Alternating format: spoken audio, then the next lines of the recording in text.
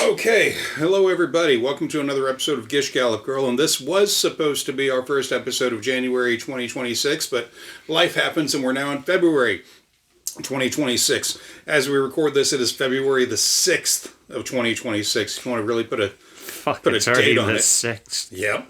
I am, as always, the only person running this kind of show, especially this kind of show with my youngest adult son, especially in fair Minneapolis, especially in this ever-burdensome fascist world, hunted as our fair citizens are by the minions of ICE, despised as our fair citizens are by the redneck morons in other states that can't even spell Minneapolis without asking Google, Bing, or ChatGPT for help, angered as people such as the subject of this podcast's focus, Candace Owens, is by everything about Minneapolis, a city that is the home of Target, Prince, the Mighty Ducks, the first one, not the straight-to-video sequels, Mallrats, Drop Dead Gorgeous, Purple Rain, Jingle All the Way, a terrible episode of Kitchen Impossible, but that's an expansive list, as Robert Irvine is a scum shell of a human being, and I mean that in the old Victorian spent condom sense of the word, but specifically the episode he did at the wonderful Mall of America. Fuck that dude into fucking space, and this city has more awesome entertainment than can be fit into an opening monologue. I am Thomas Anderson, and I'm here with...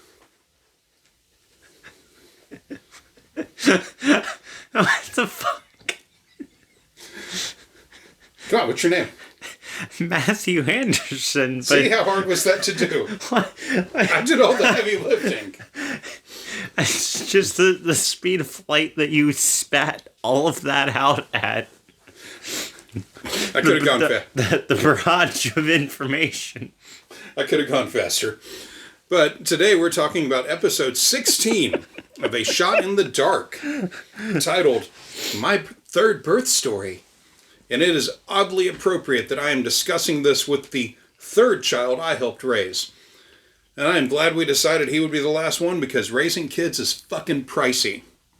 Listen, folks, if you think taking care of a pet is expensive, then get yourself spayed or neutered too, because raising people ain't cheap. We stopped at just the right time. Anyway, on with the show.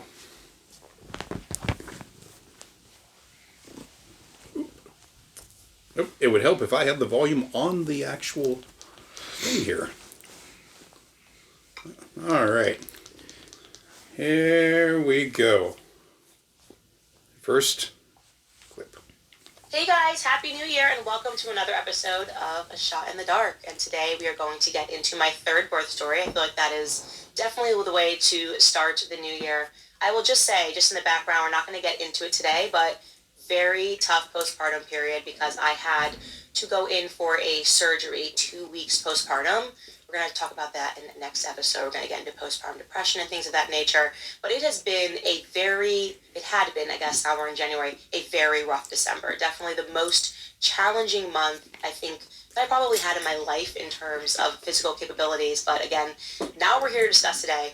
We're doing a birth story episode because every woman in the entire world loves a birth story. It is something that I never get tired of hearing. I am so plugged in, especially, probably not before you start having kids, but once you start having kids, and especially as you're expecting, it seems like you are constantly online trying to get as much information as you can so that you know what the signs of labor are, and just hearing just the miracle of bringing in a child into the world. It never gets old. And my husband had shared with me this clip that I thought would be fun to just toss over to you guys. It's a Family Guy clip where they're basically mocking women and their love for birth stories while they're on a road trip. So we're going to run that for you guys right now. Take a listen. Before she plays a Family Guy clip, I don't think all women or pregnant persons are of a hive mind and just instantly go looking for bad advice from the likes of people like Candace or whatever weirdos she follows. In my personal experience, pregnant people usually know other people that were pregnant and value their information above online weirdos. But because we follow this one in particular, I want to say that if this episode is taken off of YouTube, it will likely be for the lack of permission I will be seeking in order to play the following clip that includes a Family Guy bit. Say, ladies, I was wondering if you could tell me, what was childbirth like? Oh, Glenn, you have no idea. It's something no man could understand. Think of the most intense pain you've ever felt and imagine feeling that for hours. Well, and then by the 8th month, I had hemorrhoids that hung like bunches of grapes. And then they said I was 4 centimeters dilated. They didn't think I was far enough, but I was like, I can tell you I'm far enough. And that's when Chris was born. Gosh, that's all so fascinating. Let me ask you something else. Have you girls ever worked in an office with other women who you have negative things to say about? Oh, my God. Quagmire, shut up, we're here. That is so great if we're able to laugh at ourselves, and I definitely am. It's brilliant. It's amazing. If you want to get girls chatting, this is one topic you can throw at them, birth stories. And as I said, the reason for it, no shame. You know what, fellas? You carry a child for 10 months and almost 10 months, 9.5 months, and deliver that child and go through all of the emotions. We are allowed this. We are allowed to talk about every single second of our birth stories. So I agree with her on this. I actually can agree with her on this. You know, birth and the whole process is natural, and none of us gets to exist without it. People that have been through the process, like with anything else, should be able to discuss it without stigma. Fortunately, in my experience, pregnant people usually tend to know others that they trust and can get good advice or stories from, or recommendations for doctors and hospitals. Normal life shit, circle of friends, right? That said, Candace is about to reveal a version of her own thinking that I can't quite grasp. But I don't think she has what one would call friends that she can trust. Oh, wow. What's I mean, when her friends are, Romanian criminals that are known for sex trafficking. Oh my God. So many... Yeah, before we play the next clip, so much rape apologism has gone on with her. It was fun, though, in the between episodes, watching one of her friends get beaten by a random punch thrown by a fighter that he fucking picked. Yeah. Andrew Tate got knocked the fuck out by the most weak sauce punch. Yep. By a man wearing Hello Kitty gloves, of all things. He wasn't even wearing fucking, like, the black and red normal looking... No, he was wearing custom Hello Kitty fucking boxing gloves. Managed to uppercut him. Not even an uppercut. No? No, it was like a backhand, and he just swung up. And... Yeah, like he was, like, leaning away when he did it. Like it looked like a weak as fuck punch, but Andrew Tate doesn't have much of a chin, so... You know... For all of this alpha male shit, it was so pleasing to watch him and Jake Paul in like the same week have to take a knee. Yeah. Have to take a struggle hug. Fuck both them guys. God. There was a thing I'd seen and I never looked into it because it just seemed like a funny idea to believe in, but every time that Jake Paul had like stuck his tongue out at Andrew in their fight, people were speculating that was supposed to be like Andrew's cue of like, hey man, you're not holding back, you're supposed to be holding back. And then when Andrew finally decided, you know what, fuck this, I'm done, and started really wailing on him. Yeah. He did the tongue waggle thing back at him before he threw the punch that has now been turned into the meme of him cowering in the corner like the fucking hamster. Yeah. Yeah. And the look on his face was like, I have fucked up. Yeah. I have really fucked up. I'm glad there were rules because I would be dead. Yeah. So here's the next clip. I wanted to first, before I even get into what happened on the day of birth, is to just back it up because you realize, of course, as you are getting closer and closer to birth, you're spending more and more time on the forums, right? You're on Reddit, you're on Mumsnet, you're asking questions like, what is a sign of labor? Even after you've had one child, you still kind of forget. You go through this amnesia and you're wondering whether or not there's going to be certain signs that you can look out for. Okay, that was a short clip, but does this lady have any friends? I mean, I only found out about Mumsnet from when she mentioned it just now, but apparently it's a big deal website in the UK. It is a parenting site, and in general it seems all right. But anyway, back around to my question, does she not have any other women to speak with that she knows personally? Or are they all as whacked out as Candace Owens? Or, worse, are they frenemies? Considering she was a mean girl. I mean... Yeah. we may never know, but from what we know of Candace's past as a mean girl, she might only have people around her that she doesn't entirely trust.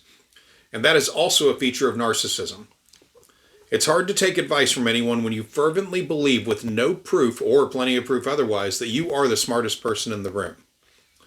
We had an experience like this with a relative recently. This person would repeatedly tell us about how much smarter and harder working they were than everyone else that they worked with, regardless of job. They would bloviate for hours on this bullshit, and more so when drunk, which was often. They had no real friends, never hung out with anyone, just so convinced of their own brilliance and standing in their work that they couldn't be bothered to make friends, or at the very least, allies. We cut them off from our side of the family months ago, and I haven't missed them for a single day. Candace has said before how her sisters don't pay attention to her shows or her work in any way, and I have been told other things from people that were close to Candace via email and DM about her, plus her personal image and work. Right now, it seems publicly anyway, that she has been hard at work burning every possible bridge over the killing of Charlie Kirk, and has blamed everyone but the shooter and Charlie Kirk's own work for the killing. She has pretty much blamed and sowed anger publicly amongst almost everyone that she ever worked with, and I can tell you that my Twitter feed is almost nothing but famous shitbag former friends of Candace, dragging her over this shit on a daily. I spend maybe 5 to 15 minutes a day on Twitter to see how things are going, and it's been a lot of Candace versus everybody on Charlie Kirk for a hot minute. So to answer the question I posed with this clip, I do not think she has any real friends that she trusts. It would be sad if it weren't also likely by her own doing. So even back when this was recorded in early 2024, Candace is using the parasocial relationship she has built with the audience to tell her story to them. Mm-hmm. So here we go for real. So I was super, super cognizant, as this is obviously my third labor and delivery. I thought, I'm going to pay special attention to my body because I want to be able to thoroughly answer women's questions, and also maybe just be aware of things that I hadn't been aware of before that may have signified labor. So the first thing that I will say is during your first labor, you are always, of course, going to be so much more cautious because you don't really know your body. And so with my first son, Georgie, I worked out, I would probably say up until 7 months, I was running. I was living in Washington, D.C. at the time, and I was going for runs, obviously super slow pregnant runs, but doing 4 miles a day. And then once I got about 7 months pregnant and I was really kind of starting to show, I just wanted to slow down the activity, and I took it down to some walks, but I wasn't nearly as active as I was when it came time for my second pregnancy with my daughter Louise. A little bit more activity, doing, keeping up all of the anaerobic activity and, the push-ups as long as I could and lifting weights as long as I could. And I probably felt good to do that until the last 8 weeks of birth, where anybody who's been pregnant, let me tell you this, you will fly through the first half of pregnancy.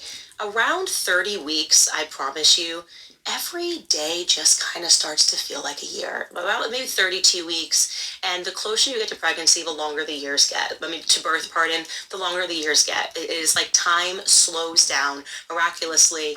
And of course, you're becoming increasingly more uncomfortable because you can't sleep in the way that you'd like to sleep. Really want to recommend to women who want to be able to sleep on their sides without having that horrible hip pain that you purchase a boppy hip pillow. Life-changing third time around. Wish I had it the first 2 times. Better than any other pillow. I know you had the long ones, the maternity pillows.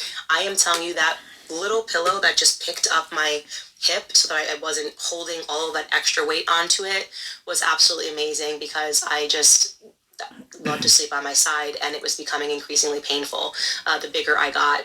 But pulling away from that, yes. So one of the things that I would say is I was just so much more confident. You get increasingly more confident with every labor, every delivery, every pregnancy, and I just knew that I could push my body. And I also knew that I wanted to avoid that 8 to 10 week final mental trap where you're just like, oh, I'm doing less, I'm more tired. And so I stayed as active as I've ever been. And I'm, in general, a very active person. I work out a lot. If you guys follow me on Instagram, you know that. And I cannot encourage women more to keep up physical activity. I mean, if there's one piece of advice I can give you, of course, not a doctor, you should speak with your doctor. Yeah, so it must be said, for this clip, she isn't saying crazy shit. Mm-hmm. I looked up if the whole running up to 7 months was a healthy practice, and yes, it can be, provided an informed doctor is involved in helping a patient with those choices. From the American College of Obstetricians and Gynecologists, and also the first link in the stack, we get the following from the abstract at the top. Exercise, defined as physical activity consisting of planned, structured, and repetitive bodily movements done to improve one or more components of physical fitness, is an essential element of a healthy lifestyle, and obstetrician gynecologists and other obstetric care providers should encourage their patients to continue or to commence exercise as an important component of optimal health. Women who habitually engaged in vigorous intensity aerobic activity or who were physically active before pregnancy can continue these activities during pregnancy and the postpartum period. Observational studies of women who exercise during pregnancy have shown benefits such as decreased gestational diabetes mellitus, cesarean birth and operative vaginal delivery, and postpartum recovery time. Physical activity also can be an essential factor in the prevention of depressive disorders of women in the postpartum period. Physical activity and exercise in pregnancy are associated with minimal risks and have been shown to benefit most women, although some modification to exercise routines may be necessary because of normal anatomic and physiologic changes in fetal requirements. In the absence of obstetric or medical complications or contraindications, physical activity in pregnancy is safe and desirable, and pregnant women should be encouraged to continue or to initiate safe physical activities. This document has been revised to incorporate recent evidence regarding the benefits and risks of physical activity and exercise during pregnancy and the postpartum period. The rest of the article goes into much more detail and is worth reading for anyone that may be pregnant or knows someone that could use the information. So, as I said, Candace, in this clip, is not speaking out of her ass. This clip alone would merit her the rare "good job, Candace," except that we have to follow it with this clip. The number one thing that I say is listen to your own body. Like, how long can I do sit-ups for? Until one day you're going to realize your body just tells you no. It starts to feel a little funny. How long can I jump for? I was doing, jumps and burpees, and then one day my body said, that doesn't feel good anymore. Your body can tell you, I think, more than a doctor can. I'm not allowed to say that, but if you come in tune with your body, you'll know how far you can push these things. And yeah, so another short clip, but I wanted to cut it there because she comes right out with it, that she isn't a doctor and really isn't qualified to dispense such advice. Look, anyone that has had any physical ailment strike them, such as cancer, heart disease, and other organ problems, in my experience, they often didn't feel or notice any changes going on with themselves until shit got real in a real bad way. Yeah. Your body will not always give you obvious warning signs of issues. Much of the time, you will get hit hard with nasty shit that might have been building up for a long time. That said, people that do catch issues early often have access to regular medical appointments. Candace, I want to point out, is wealthy. Most Americans are not wealthy, and even for those of us with decent health care, making a doctor appointment is usually a chore that gets scheduled weeks or even months in advance for a checkup, let alone anything else. And that is only done typically if we can afford the visit in the first place, which is handled by a variety of factors and costs that often are not known and cannot be sorted out with any degree of accuracy ahead of time. Let's talk about American healthcare for a moment. Now, I have done some update-isodes in between the last episode and this one. Yeah. And anyone that didn't listen to those, for whatever your reasons were, those are your reasons. Anyway, one of the reasons why we weren't able to record was I have had to work more in order to cover our newer, higher healthcare bill. Now, I have the same plan as we had for the last 2 years. Over the last 2 years, that plan was $100 a month and covered me, Matthew, and his mom. It's a decent plan all around. Decent cost on her doctor's visits, and she does need some specialist visits here and there, but also decent costs on her lab testing and on medications. Now, all of that being said, we of course want to keep this plan because her doctors are on the fucking plan. That plan went from $100 a month to $500 a month. And we're lucky. That happened because if you've heard about this, international listeners, and we have several actually, many of whom live in countries where they have, a social health care system. Mm-hmm. So, for those of you across the seas and just north of us and south, you may have heard that the American healthcare system was in a bit of a bind recently. That did not change. It's not going to get better. They attempted to force a vote on it in the House and Senate recently, and that shit failed. So everyone is stuck with what they got. The thing is, the Obamacare plans that you may have heard about, and other similar state-level plans, like we live in Minnesota, which has its own version of that. The federal funding for most of those plans got cut off. So, a lot of people were stuck paying for non-subsidized plans. They were already paying some amount out of pocket, but now they're paying more. We got lucky in that ours went from $100 to $500. A lot of people, their plans went up to $1,200, $1,500. Christ. Yeah, and that's most people can't afford that. That is your rent. Yeah. So yeah, most people have chosen not to pay. Well, what that does is, in the next year, if they don't figure it out, it could increase our healthcare costs. Depending on how much that goes up in the next year, he can at least get healthcare through his employer. Mm-hmm. But employer-sponsored healthcare plans are expected to go up as well. Yeah, yeah. So, that all remains to be seen. But the American healthcare system sucks. Don't move here. If you live elsewhere and you can stay there, consider American healthcare as part of your cost. Don't move here. Because even if you have to go to the hospital, even if it's a fucking emergency, you could be paying that debt for the rest of your life. Mm-hmm. Because medical debt wasn't supposed to be a thing that mattered, and now it's back again. Yeah. So. Quite unfortunately. Yeah. So, I mean, shit. That's, a reason why you get injured at a job and it's like, oh, I can actually go to the doctor finally. Because you got injured at the job and you have proof that you got injured at the job. Workers' comp. Yeah. Yeah. Yeah, that's... that, and unfortunately, if you get lucky if they find something in routine testing on you during workers' comp, but then that's just, okay, we'll come back for this. Well, it's like, okay, well, how much is that going to be to come back for? Oh, I can't afford that, but it's good to know that I have a diagnosis. Yeah. Yeah. So what I'm saying is that you cannot just rely on your body cues to know when something is wrong. The best any of us can do is to try to take care of ourselves and ride this healthcare crisis out.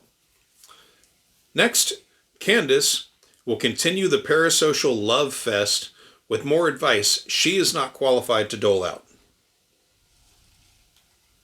For me, it felt like around 32 weeks, I kind of needed to adjust my workouts. And so I created a challenge, and it was amazing. It made the end of pregnancy so much better and so much quicker. I started a step challenge at the end of pregnancy where if I had been taking 10,000 steps per day, I then pushed it to 15,000 steps per day. I did this incrementally. I want to be clear. So do not just, if you are watching this and you're like 32 weeks pregnant and you're doing 5,000 steps, please do not jump up and just suddenly do 15,000. If I was at 8,000, by the next week I was doing 9,000, 10,000, 11,000. And by 40 weeks pregnant, I was doing 15,000 steps every single day. It was a great personal challenge. I felt amazing. It gave me mental clarity. It removed that, all I can describe it as a blob feeling. You guys know what I'm talking about? End of pregnancy. You just sort of feel like a mental blob. And I don't know, you just feel swollen. I had absolutely no swelling at all because of this aerobic activity. I was walking 3.5 miles in the morning. In my past pregnancies, I've had to remove, if you go back and find my podcast, you'll notice that I removed my rings. Everyone was like, she's getting divorced. I was like, no, I'm just fat and pregnant. Leave me alone. I did not have to remove my rings this pregnancy at all. So that is something that I fully attribute to having increased my step count by the end. And like I said, it was just really good for mental clarity and also gave me this time to speak to my sisters. Like if you're, we get busy, you have kids. I've got 3 under 3 now.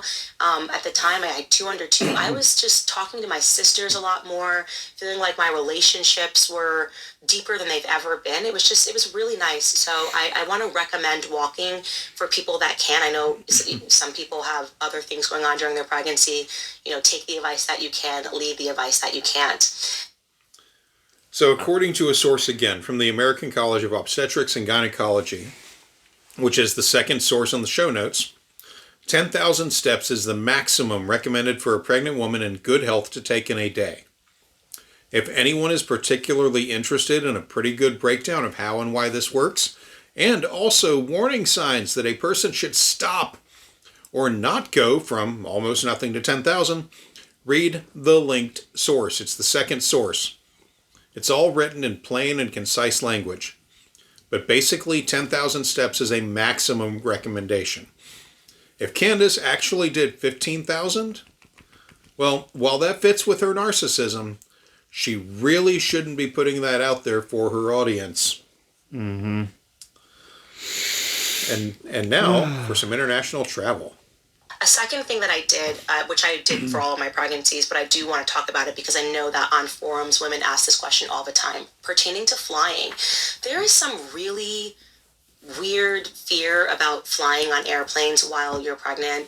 I don't know how backed in science it is. I've spoken to my doctor about it. He doesn't feel that women need to be so fearful about flying during pregnancy. He says that, the science is just not there. When I say traveled nonstop in my first pregnancy, traveled nonstop in my second pregnancy, I traveled nonstop in this pregnancy. This pregnancy was the latest I had ever traveled. At 38 weeks pregnant, I flew to London for some business meetings and to give a speech, and I also then flew to Madrid for a wedding. So I wasn't just flying like popping up to Cincinnati. I was flying for 9 hours in the air. And okay, about that London and Madrid trip, I went on a rabbit hole over this stuff. I went to Candace's tweets around this time. I found nothing about her taking a trip abroad for either meetings or speeches in London, and there were no known alt-right shitbags that were getting married in Madrid around that time. Candace was, at the time, dealing with fallout at the Daily Wire over her stance on the Gaza genocide, and that's about it. If she went overseas for business and pleasure, she kept it quiet, which is very against her character. I checked her episode release schedule, and while there were moments that would have afforded her that kind of time, such as a 3-day break between certain episodes, that isn't out of the norm for her. As much as I would like to call bullshit on this, I have no proof, so I'm moving on. As for flying while pregnant, carriers often have rules regarding it, but there is no specific ban for pregnant women in America to fly as passengers. Once again, from the American College of Gynecologists, we get this information on this topic. And I quote, "In the absence of obstetric or medical complications, occasional air travel is safe for pregnant women. Pregnant women can fly safely, observing the same precautions for air travel as the general population. Because severe air turbulence cannot be predicted and the subsequent risk for trauma is significant should this occur, pregnant women should be instructed to use their seatbelts continuously while seated, Despite a lack of evidence associating lower extremity edema and venous thrombotic events with air travel during pregnancy, certain preventative measures can be used to minimize these risks, including use of support stockings and periodic movement of the lower extremities, avoidance of restrictive clothing, occasional ambulation, and maintenance of adequate hydration. For most air travelers, the risks to the fetus from exposure to cosmic radiation are negligible. However, aircrew or frequent flyers may exceed these limits. The Federal Aviation Administration and the International Commission on Radiological Protection consider aircrew to be occupationally exposed to ionizing radiation and recommend that they be informed about radiation exposure and health risks. Occasional air travel during pregnancy is generally safe. Recent cohort studies suggest no increase in adverse pregnancy outcomes for occasional air travelers. Most commercial airlines allow pregnant women to fly up to 36 weeks of gestation. Some restrict pregnant women from international flights earlier in gestation, and some require documentation of gestational age. For specific airline requirements, women should check with the individual carrier. Civilian and military aircrew members who become pregnant should check with their specific agencies for regulations or restrictions to their flying duties. Air travel is not recommended at any time during pregnancy for women who have medical or obstetric conditions that may be exacerbated by flight or that could require emergency care. The duration of the flight also should be considered when planning travel. Pregnant women should be informed that the most common obstetric emergencies occur in the first and third trimesters. In-craft environmental conditions, such as changes in cabin pressure and low humidity, coupled with the physiologic changes of pregnancy, do result in adaptations, including increased heart rate and blood pressure, and a significant decrease in aerobic capacity.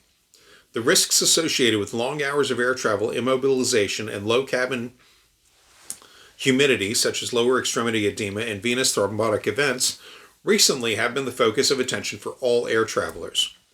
Despite a lack of evidence associating these events with air travel during pregnancy, certain preventive measures can be used to minimize these risks, including use of support stockings and periodic movement of the lower extremities, avoidance of restrictive clothing, occasional ambulation, and maintenance of adequate hydration.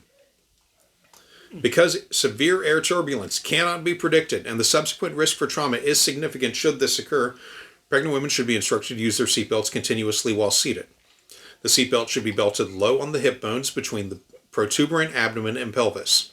Several precautions may ease discomfort for pregnant air travelers. For example, gas-producing foods or drinks should be avoided before scheduled flights because entrapped gases expand at altitude. Preventive antiemetic medication should be considered for women with increased nausea, such as, Dramamine. Yeah. Or whatever is safe for a pregnant woman to take. I think Dramamine's got a warning on it that you need to talk to a doctor before you take it. Most things do.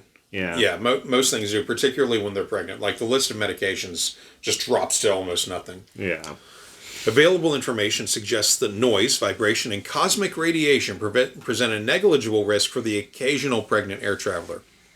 Both the National Council on Radiation Protection and Measurements and the International Commission on Radiological Protection recommend a maximum annual radiation exposure limit of 1 millisievert for members of the general public and 1 millisievert over the course of a 40-week pregnancy. For most air travelers, the risks to the fetus from exposure to cosmic radiation are negligible. Even the longest available intercontinental flights will expose passengers to no more than 15% of this limit. Therefore, it is unlikely that the occasional traveler will exceed current exposure limits during pregnancy. However, air crew or frequent flyers may exceed these limits. The Federal Aviation Administration and the International Commission on Radiological Protection consider air crew to be occupationally exposed to ionizing radiation and recommend that they be informed about radiation exposure and health risks. The reader is referred to what air crew should know about their occupational exposure to ionizing radiation and in-flight radiation exposure for additional details. That's an actual booklet. That's the actual booklet. Yeah. Yeah. At least there's a booklet for it. Yeah. On top of it all. Right. I think that's there for the airlines to print out and be like, here, see, we told you. Yeah. In the absence of obstetric or medical complications, occasional air travel is safe for pregnant women. Pregnant women can fly safely, observing the same precautions for air travel as the general population. Women should check with specific carriers for airline requirements. Now, anyone that wants to read more from this source can do so at the third link in the stack. Now, what I want to point out here is that Candace said she was past that 36-week mark. Mm-hmm. So, if she traveled overseas at 37 weeks or so, it likely was on a private flight. I want to refer y'all back to her moneyed life for that one. Yeah. I would not doubt that she flies privately everywhere anyway, at least as much as possible. Clearly, however, there are risks, and I shudder to think that anyone used her example to board flights in an unsafe manner or lied about their pregnancy to a carrier just to get a seat on a flight. That all said, I looked up whether or not there was any kind of pattern of pregnant persons lying about gestational age to get a flight, like if there had been complications mid-flight and the truth had come out later, and I came up with a few isolated incidents, but nothing I would call a pattern of deception. So, at least that is good. As always, though, I am happy this shitty broadcast of hers was behind a paywall, and while not impossible to find today, because I obviously found it, it is at least out of easy range for most people. But having said all of that, Candace has more related bad advice to give. God. When I spoke to my doctor, obviously he's known me for years, and he just knows that I'm probably going to do it anyway, so he probably must give his best advice. He's like, look, we're supposed to say don't fly after X amount of weeks, but I know you and you're going to go, and every airline, by the way, has different policies, and for the most part, you can fly when you're pregnant. Not at 38 weeks, but I mean, what are they going to do? Look at you and be like, you're fat. I think you are definitely 38 weeks. They didn't ask me any questions. I kind of just wore a baggy coat, and my husband was like, what's going to happen if you give birth on the plane? I'm like, I'm going to give birth in the plane. That's what's going to happen. The baby's going to come no matter what. But I also know my body, and I know that I'm not a person by third pregnancies that gives birth early. I could feel that my baby wasn't low enough. So again, this is also my willingness to even take that risk of saying, like, I'm going to get on a plane comes from being comfortable with my body and knowing that the baby hadn't started heading southbound enough that I needed to be worried at 38 weeks. So the thing that my doctor did recommend when I traveled, and I forgot on the way over, I bought them, the compression socks. They were in my backpack, and then I lost my mind and did not put them on. And when I got and landed in London, my feet were swollen, which was annoying because then I couldn't fit my sneaker, and it was just painful. It went down in 24 hours, but then on the way back, I did not forget, and I had absolutely no swelling. So you will get some swelling in the air. If you are someone that wants to travel, I would fully recommend buying compression socks. They work amazingly. It was a total difference in traveling back than it was in traveling forward. Other than that, I would definitely say that for whatever reason, when you're in the air and you travel, you will get more contractions. I'm talking about Braxton Hicks contractions, not anything to be concerned about. I just noticed that I just noticed that there were like a few more than usual every time I got on the plane. And again, I was traveling like every other week. So that could have been a big contributor to it. I'm going to wrap that and button it by saying, but consult your doctor and listen to your doctor and your body always. Okay, more bad advice, like I said. While I do not believe that Candace or her fancy man wealthy husband would ever fly commercial, because what is the point of having fuck you money if you have to travel with the common rabble? Yeah. Even in first class. Anyway, I found an article from 2010 about this very subject from NBC News. It is in the link stack, of course, but it says, pregnant flyers can easily hide condition from airline. While the vast majority of women heed airline rules against flying when late in their pregnancy, some manage to conceal their condition or lie about how far along they are so they can get to their destination. And this name is awesome. This was written by Alan Clendenning. That's an awesome name. Clendenning. Clendenning. If a woman really wants to get around the rules barring her from flying in late pregnancy, there's little an airline can do to stop her. Investigators believe that a Filipino maid who gave birth in an airplane toilet 2 weeks ago deliberately wore baggy clothes and some sort of girdle around her stomach to conceal her pregnancy, Gulf Air spokeswoman Catherine Kaksinska said Tuesday. That's quite the name. It is. I love Polish people. It's not clear how far along the Filipino woman was in her pregnancy when she boarded the 10-hour Gulf Air flight from Bahrain to Manila. Fucking hell. The airline has procedures to identify pregnant women checking in for flights, but if someone conceals the pregnancy, quote, it's difficult and nigh on impossible for us to tell, Kagsinska said. While the vast majority of women heed airline rules against flying during the last 4 or 5 weeks of pregnancy, or comply with requirements about providing a medical certificate from a doctor, some manage to conceal their condition or lie about how far along they are so they can get where they want to go. United Airlines flight attendant Sarah Nelson says she raised eyebrows last year when she flew while 8 months pregnant.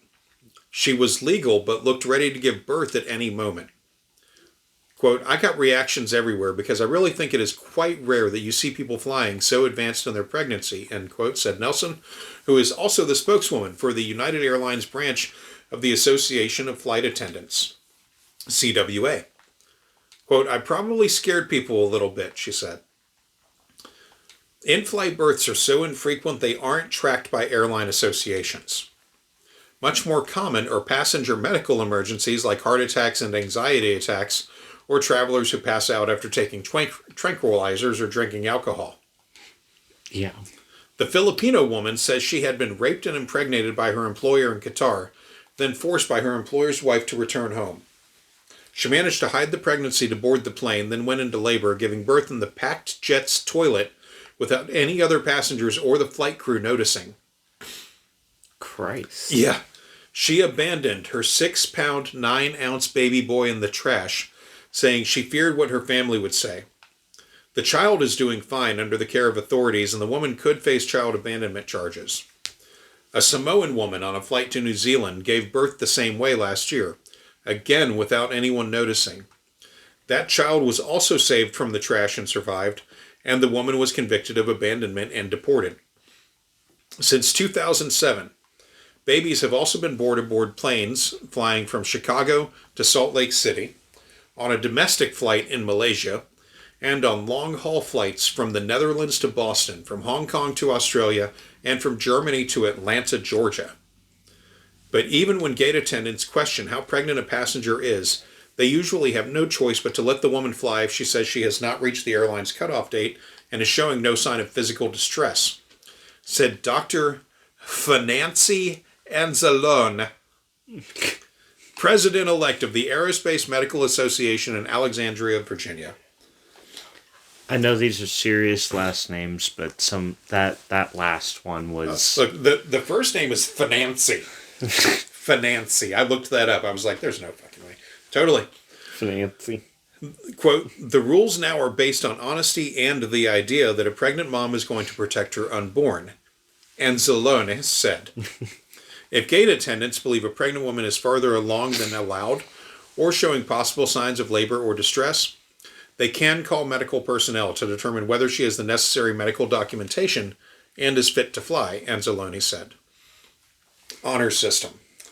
Randy Peterson, the editor for the U.S.-based Inside Flyer magazine, said busy gate attendants face a diplomatic nightmare when asking about pregnancies because all women show the condition differently, and heavy women can look pregnant when they are not. Quote, the person could be overweight. That is a faux pas that could happen that could lead to uncomfortable situations, Peterson said. Quote, it is an honor system, and if a lady is willing to take a risk and a lot of things can go wrong, that's their liability, not an airline liability, he said. Putting new airline rules in place would be difficult, experts say. Quote, ultimately, you are legislating the unlegislatable. If a passenger doesn't tell you their condition, you have no way of knowing, said David Henderson, spokesman for the European Association of Airlines. Medical experts say the main reason very pregnant women should not fly is because there is no guarantee of adequate medical care on a plane. Doctor, nurses, or other healthcare professionals are frequently aboard as passengers, and flight attendants with onboard medical kits can use satellite phones to call for help, but international flights can be hours from an airport, and no flights have the sophisticated medical equipment needed for labor emergencies. Quote, an airplane is not a very clean environment, and it's just not the place to deliver a child, said Jeffrey Sventek, the Aerospace Medical Association's executive director. Everyone has an awesome name in this story. Yeah. God. Flight crews always note where pregnant women are sitting and tell the rest of the crew, said Captain Tom Walsh, a pilot who flies international routes. That's like the most normal name aside from Denning of all of them. Of course, he's the pilot. They will keep an eye on them. They will let us know, and usually it's not a problem, he said. But it is so easy to hide the fact that you are pregnant. It's also a mystery how no one noticed anything amiss when the Filipino woman was giving birth in the bathroom. Mm-hmm. Flight attendants and passengers who were questioned all said they saw nothing amiss, said Kazinska of Gulf Air. And that is the end of the article. So this has been an issue for a long time, and I checked to see if anything more had ever been done to tighten this up, and of course nothing has been done. But since cases are rare, it is unlikely to change anytime soon, I think. Counting back from her delivery date, we can assume that the air travel Candace is speaking about here with herself, though, occurred around late October to very early November. Because, as she will explain, her third crotch fruit was born on November 20th, 2023. Did you call it crotch fruit? I did. Fuck them kids. Isn't crotch gobbling good enough? I was quoting Jesus by saying crotch fruit and fuck them kids. You know what? Fair enough. Yeah, you can't prove I didn't. So, jumping into, I just wrote down some notes because obviously it's been a while since I've given birth and I didn't want to forget anything, but jumping into signs of labor, because I feel like that is one of the number one most asked questions on MomsNet for expecting moms is, were there any weird signs of labor? I've asked that question.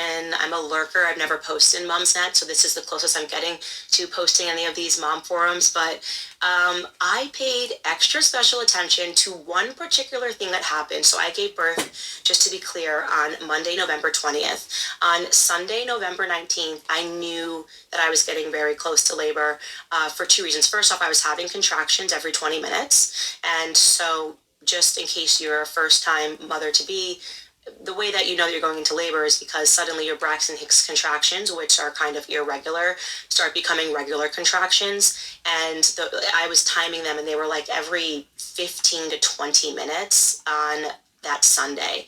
And I, again, gave birth the following day. Not enough to go to the hospital. I figured it's going to start speeding up. We probably have one more day. But there was this one weird symptom.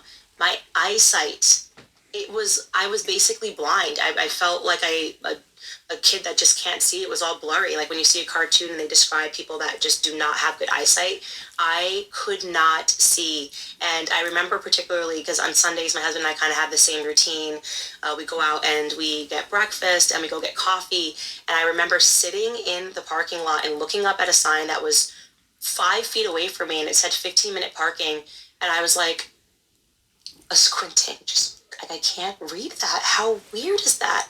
And I said to my husband, everything is so blurry. I think that I might be going into labor very, very soon. So that was something that I remember that I wanted to share with you guys. Pregnancy is already known to impact your eyesight. I have a very bad right eye and I desperately would like to get LASIK, but I can't because they say don't until you're done having children. I'm not done having children because it will impact your eyesight. But okay, LASIK.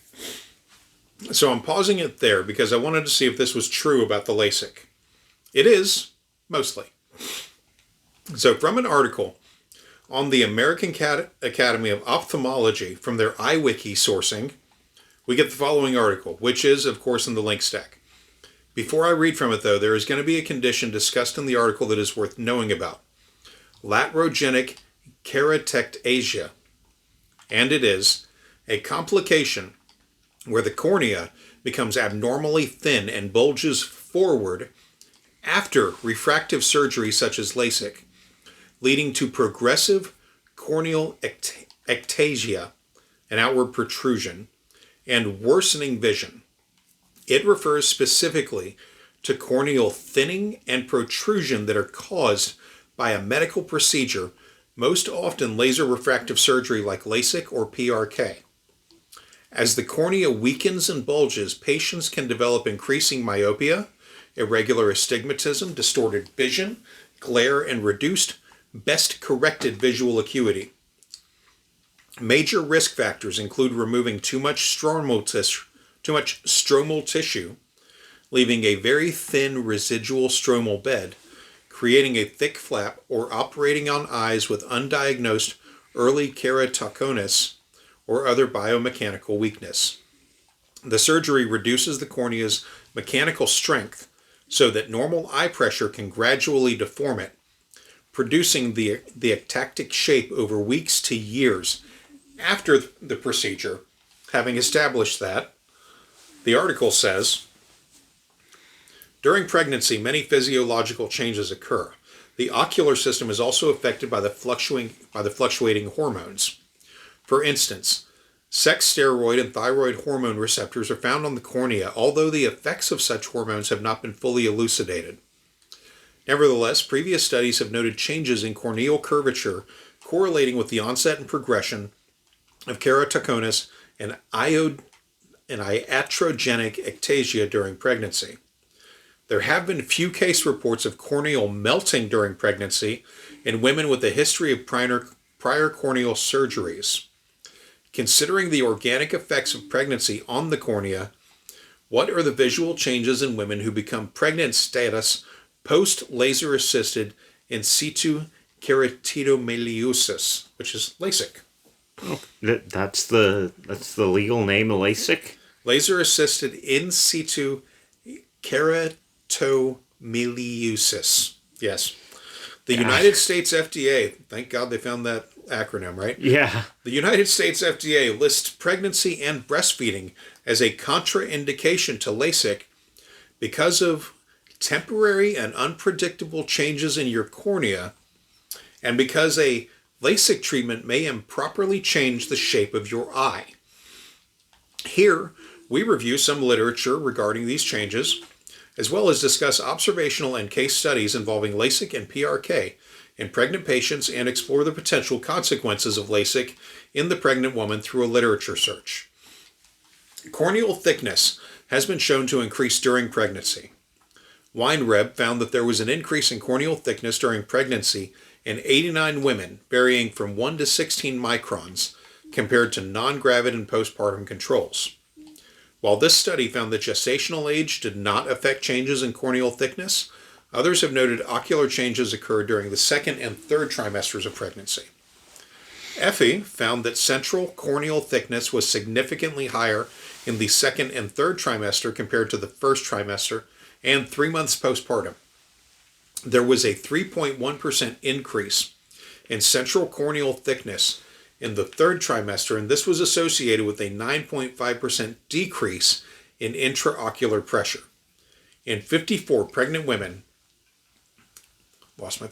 Addis found that between the third trimester and 3 months postpartum, there was a significant difference in central corneal thickness as well as in intraocular pressure, anterior chamber angle, anterior chamber volume, corneal volume, and keratometry measurements. Other studies have failed to find a significant increase in corneal thickness during pregnancy. In 27 patients, Manchester found only a 0.001 difference in corneal thickness from pregnancy to postpartum.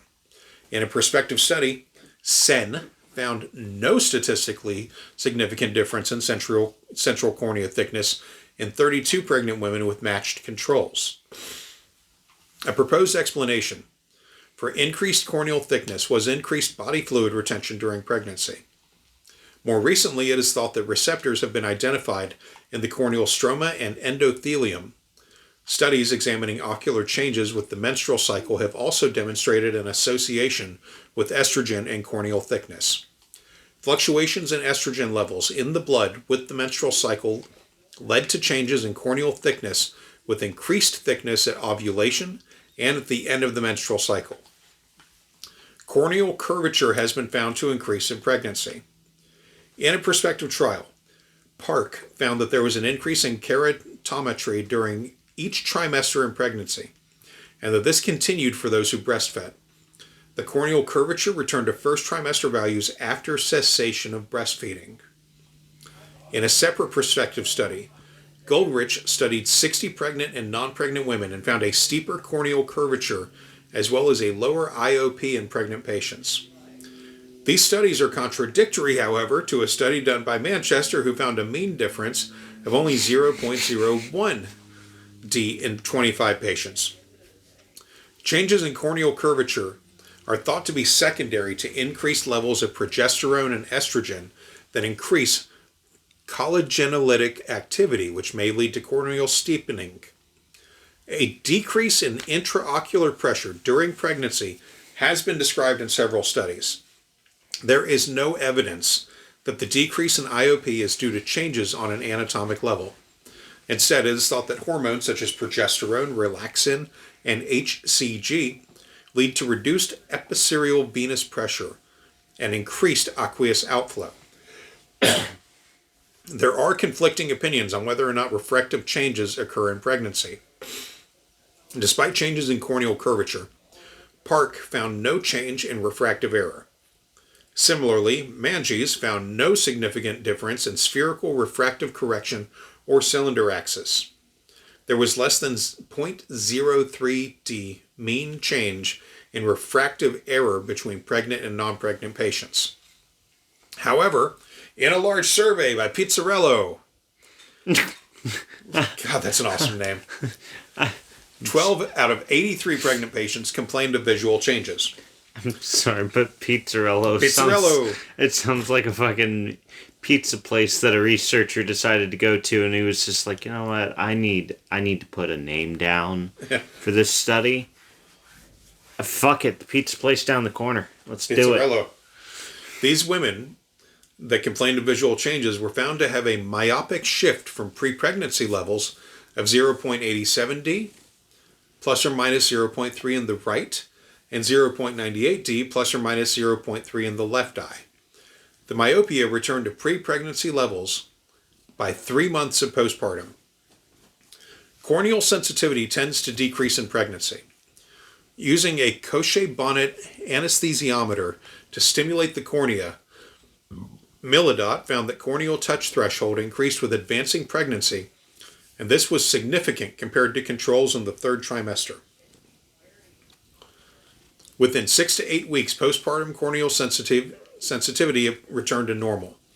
They also noted the greatest losses in corneal sensitivity occurred in women reporting swelling of ankles and fingers. Using a Drager's electromagnetic anesthesiometer, Riss also found a decrease in corneal sensitivity.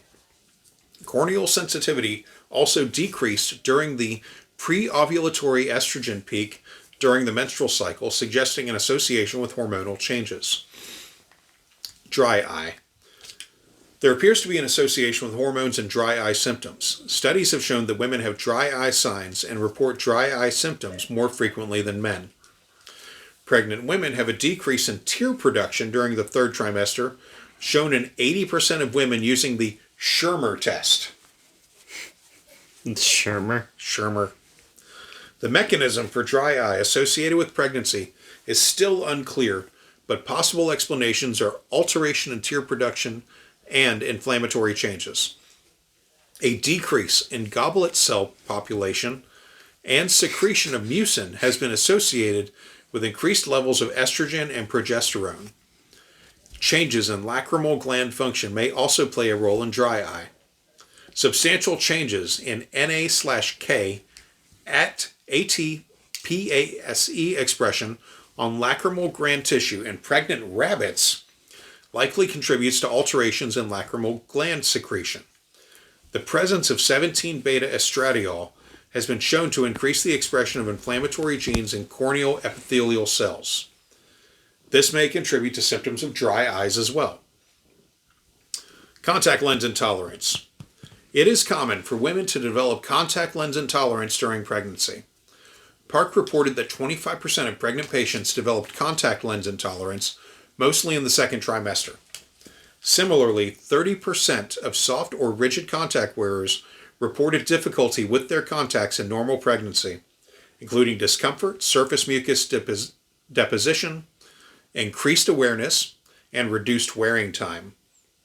It is speculated that contact lens intolerance is secondary to corneal thickening, corneal steepening, and alteration in tear production. The influence of pregnancy on the stability of the cornea after refractive surgery is an area of ongoing research. PRK in pregnant patients. In pregnant patients, rearrangement of corneal fibrils after PRK may lead to higher sensitivity to hormonal changes in the cornea. A study by Sharif looked at refractive changes in 9 women who became pregnant within 12 months following PRK. Of the 9 patients, 6 had myopic regression, though the degree was not specified. Correlation was noted between regression of myopia and corneal haze, and 50% of eyes showed improved myopia and corneal haze 1 month after labor. On the other hand, Heffitz found that pregnancy did not influence the refractive results of PRK. They looked at 8 women who became pregnant during follow-up for PRK and found that 6 out of 8 pregnant patients showed stable refraction. A case report by Starr showed overcorrection in a patient that became pregnant after myopic PRK and then resolution after spontaneous abortion. These studies were limited in sample size, and further study is needed in order to clarify PRK in pregnancy. Current recommendation is to wait at least 6 months following PRK before pregnancy. LASIK in pregnant patients. There is limited literature on the effects of LASIK on the eye in pregnancy. Canalopoulos, God, that's an awesome name. Canalopoulos, yeah, with a K. Canalopoulos showed that pregnancy did not induce significant changes in refractive error, corneal stability, and total corneal and epithelial thickness in women after LASIK up to 1 year post-op. An observational prospective study was done comparing refractive changes in 9 pregnant women who previously underwent LASIK to 9 pregnant women with refractive alterations who had no history of surgical correction.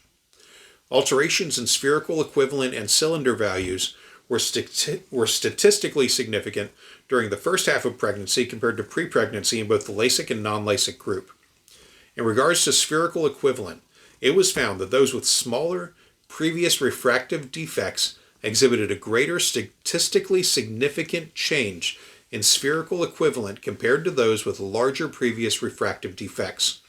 The authors hypothesize that with less modification required by LASIK, larger amounts of stroma and estrogen receptors would be available to participate in edematization, and a larger number of residual fibrils could restructure in a disorganized manner.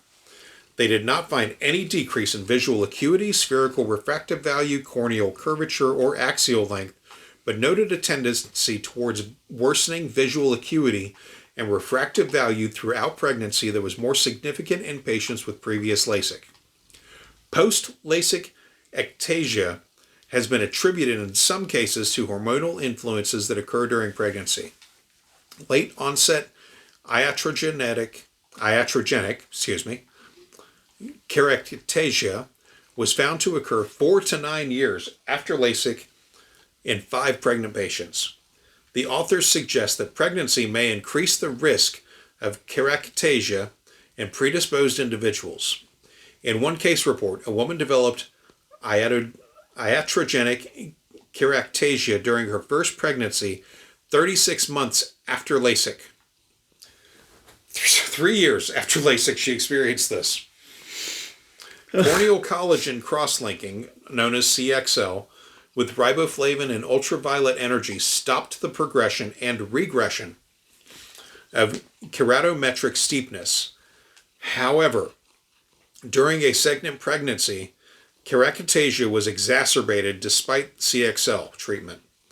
The authors postulate that estrogen reduces the biomechanical stability of the cornea, leading to iatrogenic keratosis after LASIK. Whew! That was a lot. So much so that the last thing in there you had said second, you said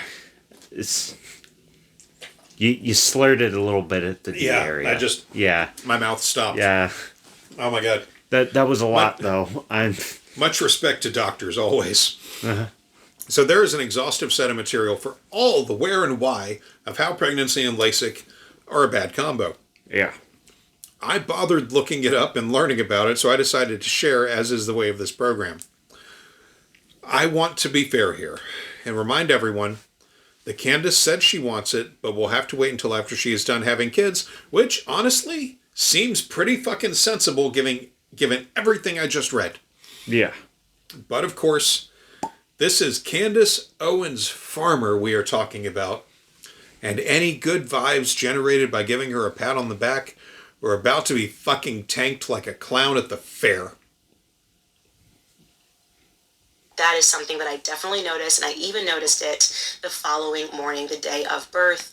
As I said, I was doing the step count, so at 6:30 in the morning on the day that I gave birth, I got up and went for a walk, put my AirPods on, was talking to my sister on the phone, and I completed a 3.5 mile walk. And as I was walking with her, I was saying to her, I can't see 5 feet in front of me, just signs. Everything was blurry. I thought it was a dog in front of me, and it was just a stack of sticks and rocks. It was really weird. It was like not safe for me to be walking, and forget it. If it was even slightly dark, I was as blind as a bat. So yes, she just said that she went walking at 6:30 a.m. with regular contractions and having her vision so messy that she couldn't see 5 feet in front of her. This is not a person that should be doling out advice to anyone, let alone people that are scared and live in the information bubble that these audiences typically reside in. I want y'all to know she is not telling anyone not to follow her example. She isn't self-deprecating. On the video for this, she was smiling about all of it. She continues doling out advice, of course. Naturally. I wanted to chat with you, but yes, on the morning of, I went for a 3.5 mile walk. Again, feeling great, taking the walks much slower, because if you move too quickly, you start to realize like it will kind of force Braxton Hicks. The more activity that you have, something that you realize is that you have more Braxton Hicks. It's nothing to be worried about. It's just that you're being active. Your body's responding to it. This is why there is this idea that you can walk yourself into labor. I am proof that you cannot walk yourself into labor. You're not going to go into labor quicker if you walk, because nobody took more steps in the history of mankind than I did leading up to labor, and it did not make it any faster. So to be clear, this was 1 day overdue. I gave birth 1 day overdue, which for me is amazing. My past 2 kids, I was 41 weeks. And so I was absolutely thrilled that I was showing any signs for labor, that I was even having these consistent contractions the day before. I was like, yay, this is going to be the first time that I'm just going to kind of go into labor naturally, not take castor oil because I'm too hot like I did for my daughter because it was July and hotter than hell in Tennessee, and I have 0 regrets. Okay, first, about walking inactivity in very late stage pregnancy. Candace, of course, talks about how she walked a lot, many miles a day, and that is whatever. I'm not concerned about that claim. But as far as walking helping with labor, it absolutely can. Mm-hmm. According to an NIH study, it absolutely can help with labor conditions. The link is in the stack. But basically, they conducted a study from August 2018 to February 2019. The study was conducted on 102 women in a province in India. And they studied the effects of walking 40 minutes at a time, 4 times per week, in the active intervention group. The control group had no requirement like that. They simply received normal prenatal care. The outcomes were better overall for the group that exercised. And Candace herself said that this labor was more on time than her last 2 and went easier, so she did what she do and fucked up her own story. Not to mention that she said that it, doing all of the exercise and shit, it really helped her a lot, in the pregnancy and the mental end of it, and, Yeah.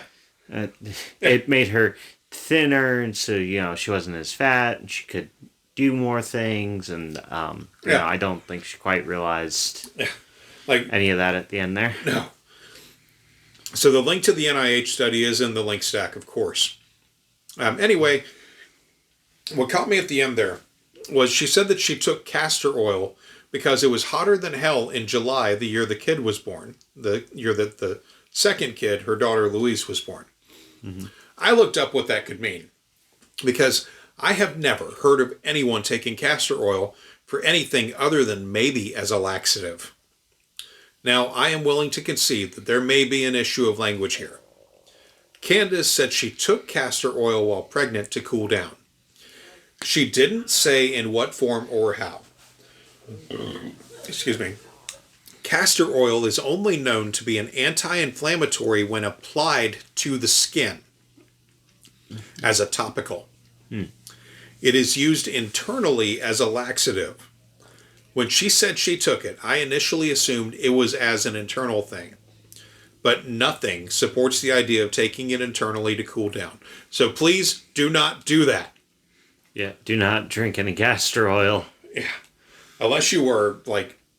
blocked up and you need to take a shit, I guess. Well, I mean, I guess, but I don't even want to tell people that. Like, no. Consult with a fucking doctor. Yeah. Do not listen to two just numb brains on the internet. Do not do that. Go to a doctor. Having said that, that's the only thing you should be listening to is go to a fucking doctor. Yeah. That's kind of the point of this one, isn't it? Yeah. Just go to a fucking doctor. Yeah. Midwives are known to give laboring pregnant women castor oil to supposedly help the pregnancy, but there is no evidence to support that it works. Finally, I looked up what the average daily temperature in the Nashville area was in the first 2 weeks of July of 2022, when the daughter was born. Mm-hmm. I gotta think here. Okay. The daily average temperature I pulled down was 85 Fahrenheit. Okay. Or 29.4 Celsius for the internationals. The humidity was about 60 to 80%. So, that could have made it feel hotter for sure, but it was not hotter than hell. Or maybe it was, since hell is a made-up concept. Yeah. It's a fucking myth.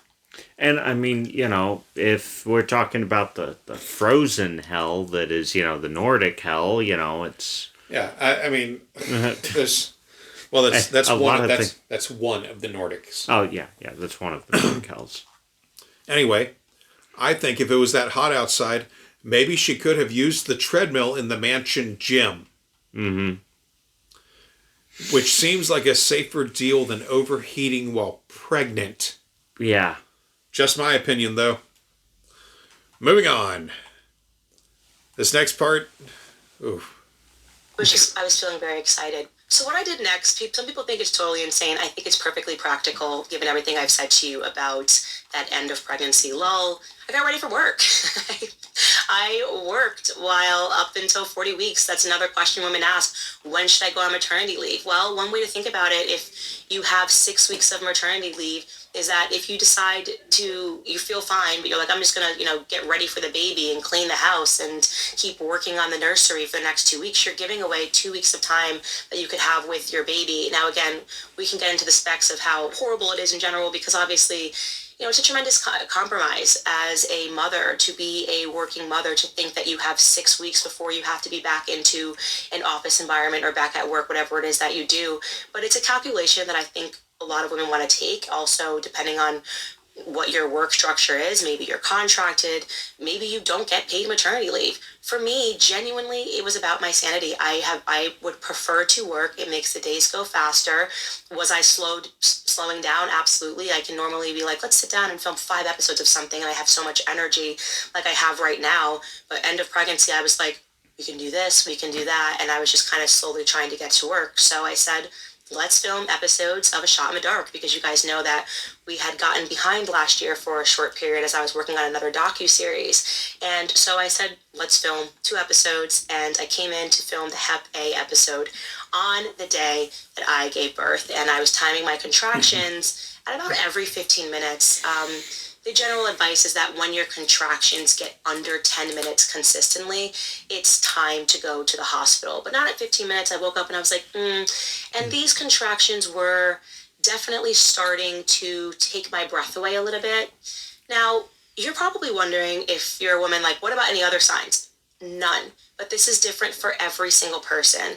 I happen to have been pregnant at the same exact time as my little sister. I talk about her often on this series. She was having her second child driving me crazy because she didn't want to find out the gender. So we were waiting for her to give birth. She gave birth exactly 1 week ahead of me, and she did pregnancy a lot different. She deeply regretted not staying active. She was completely miserable, but she had a lot of those pre-signs for both of her births. The loss of the mucus plug. I have never had that happen ever to me. I don't even know what it means. Okay. Let's stop her right there for this one. So I'm curious what the fuck a mucus plug is. Are you about to learn? All right. I had never heard the term mucus plug in my life. But that's why I like doing this show. Anyway, I then had to wonder, after looking it up, why I hadn't heard that term before. The link is in the stack, but according to the Cleveland Clinic, a mucus plug is a collection of mucus that forms on the cervical canal in early pregnancy. It prevents bacteria or infection from entering your uterus and reaching the fetus. As your cervix prepares for labor, you will lose the mucus plug. This is a normal and common symptom in late pregnancy. Your mucus plug is a thick piece of mucus that blocks the opening of your cervix during pregnancy. It forms a seal to prevent bacteria and infection from getting into your uterus and reaching the fetus. You can think of it as a protective barrier between your vagina and your uterus. An increase in pregnancy hormones like progesterone form the mucus plug. You can only form this plug when you're pregnant. You'll lose your mucus plug as soon as your cervix begins to dilate, open, and efface, soften, and thin in preparation for labor and delivery. So why do you lose the mucus plug? Well, as your body prepares for labor, your cervix begins to soften, thin, and open. This causes the mucus plug to dislodge from your cervix. The mucus is pushed out into your vagina. You may see it in your underwear or on toilet paper. This is considered losing your mucus plug. What does it look like? The look, size, and texture will vary. The mucus plug is usually clear, off-white, or slightly bloody, red, brown, or pink in color. Stringy, sticky, and jelly-like in texture. 1 to 2 inches in length, 1 to 2 tablespoons in volume. Relatively odorless. You may lose your mucus plug in one glob, or you may lose it gradually over time and never notice it. A small amount of blood is common, but severe bleeding may be a sign of placental abruption, placenta previa, or other pregnancy complications. Contact your healthcare provider anytime that you notice heavy bleeding during pregnancy. So when do you lose your mucus plug? Most women don't lose their mucus plug until after 37 weeks of pregnancy. It can happen a few days or even a few weeks before your due date. Some women don't lose it until they're in active labor.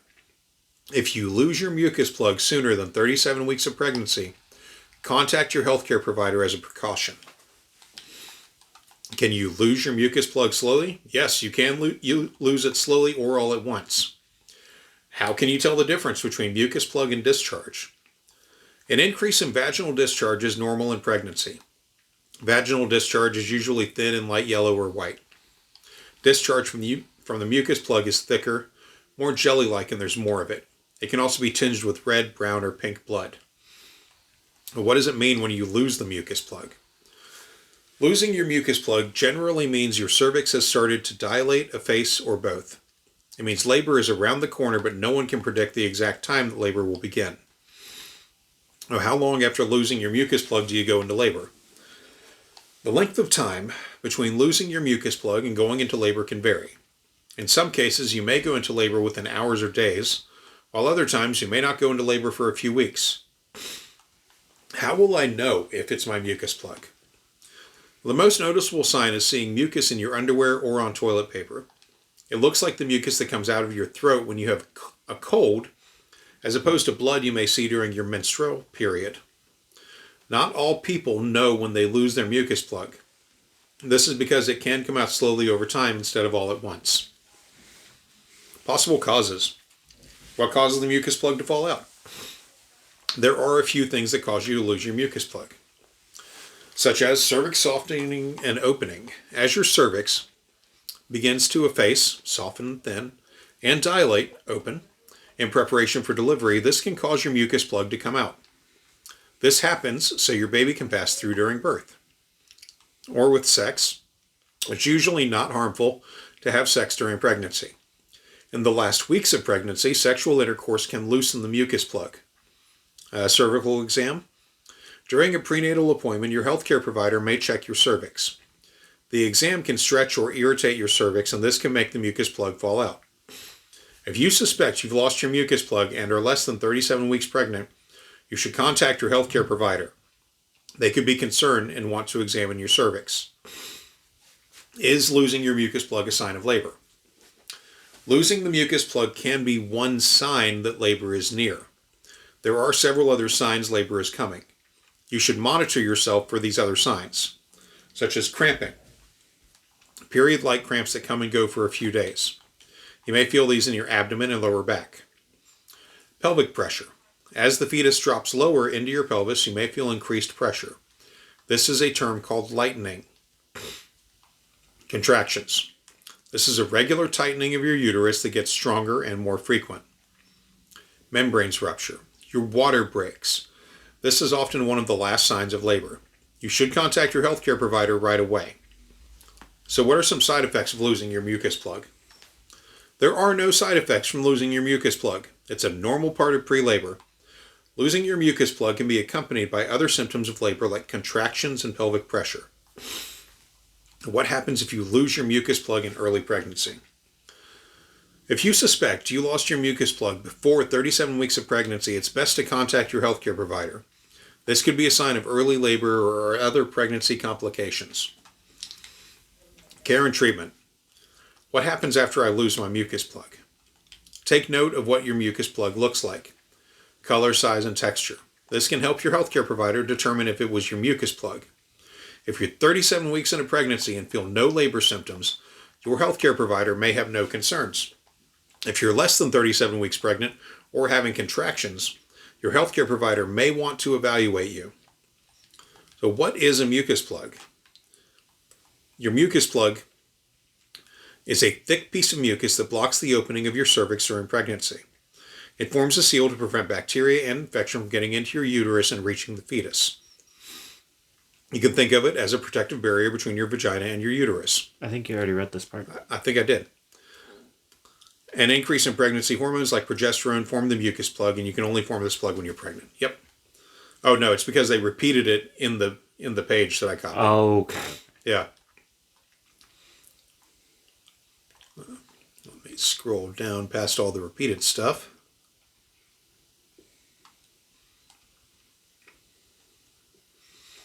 Here we go.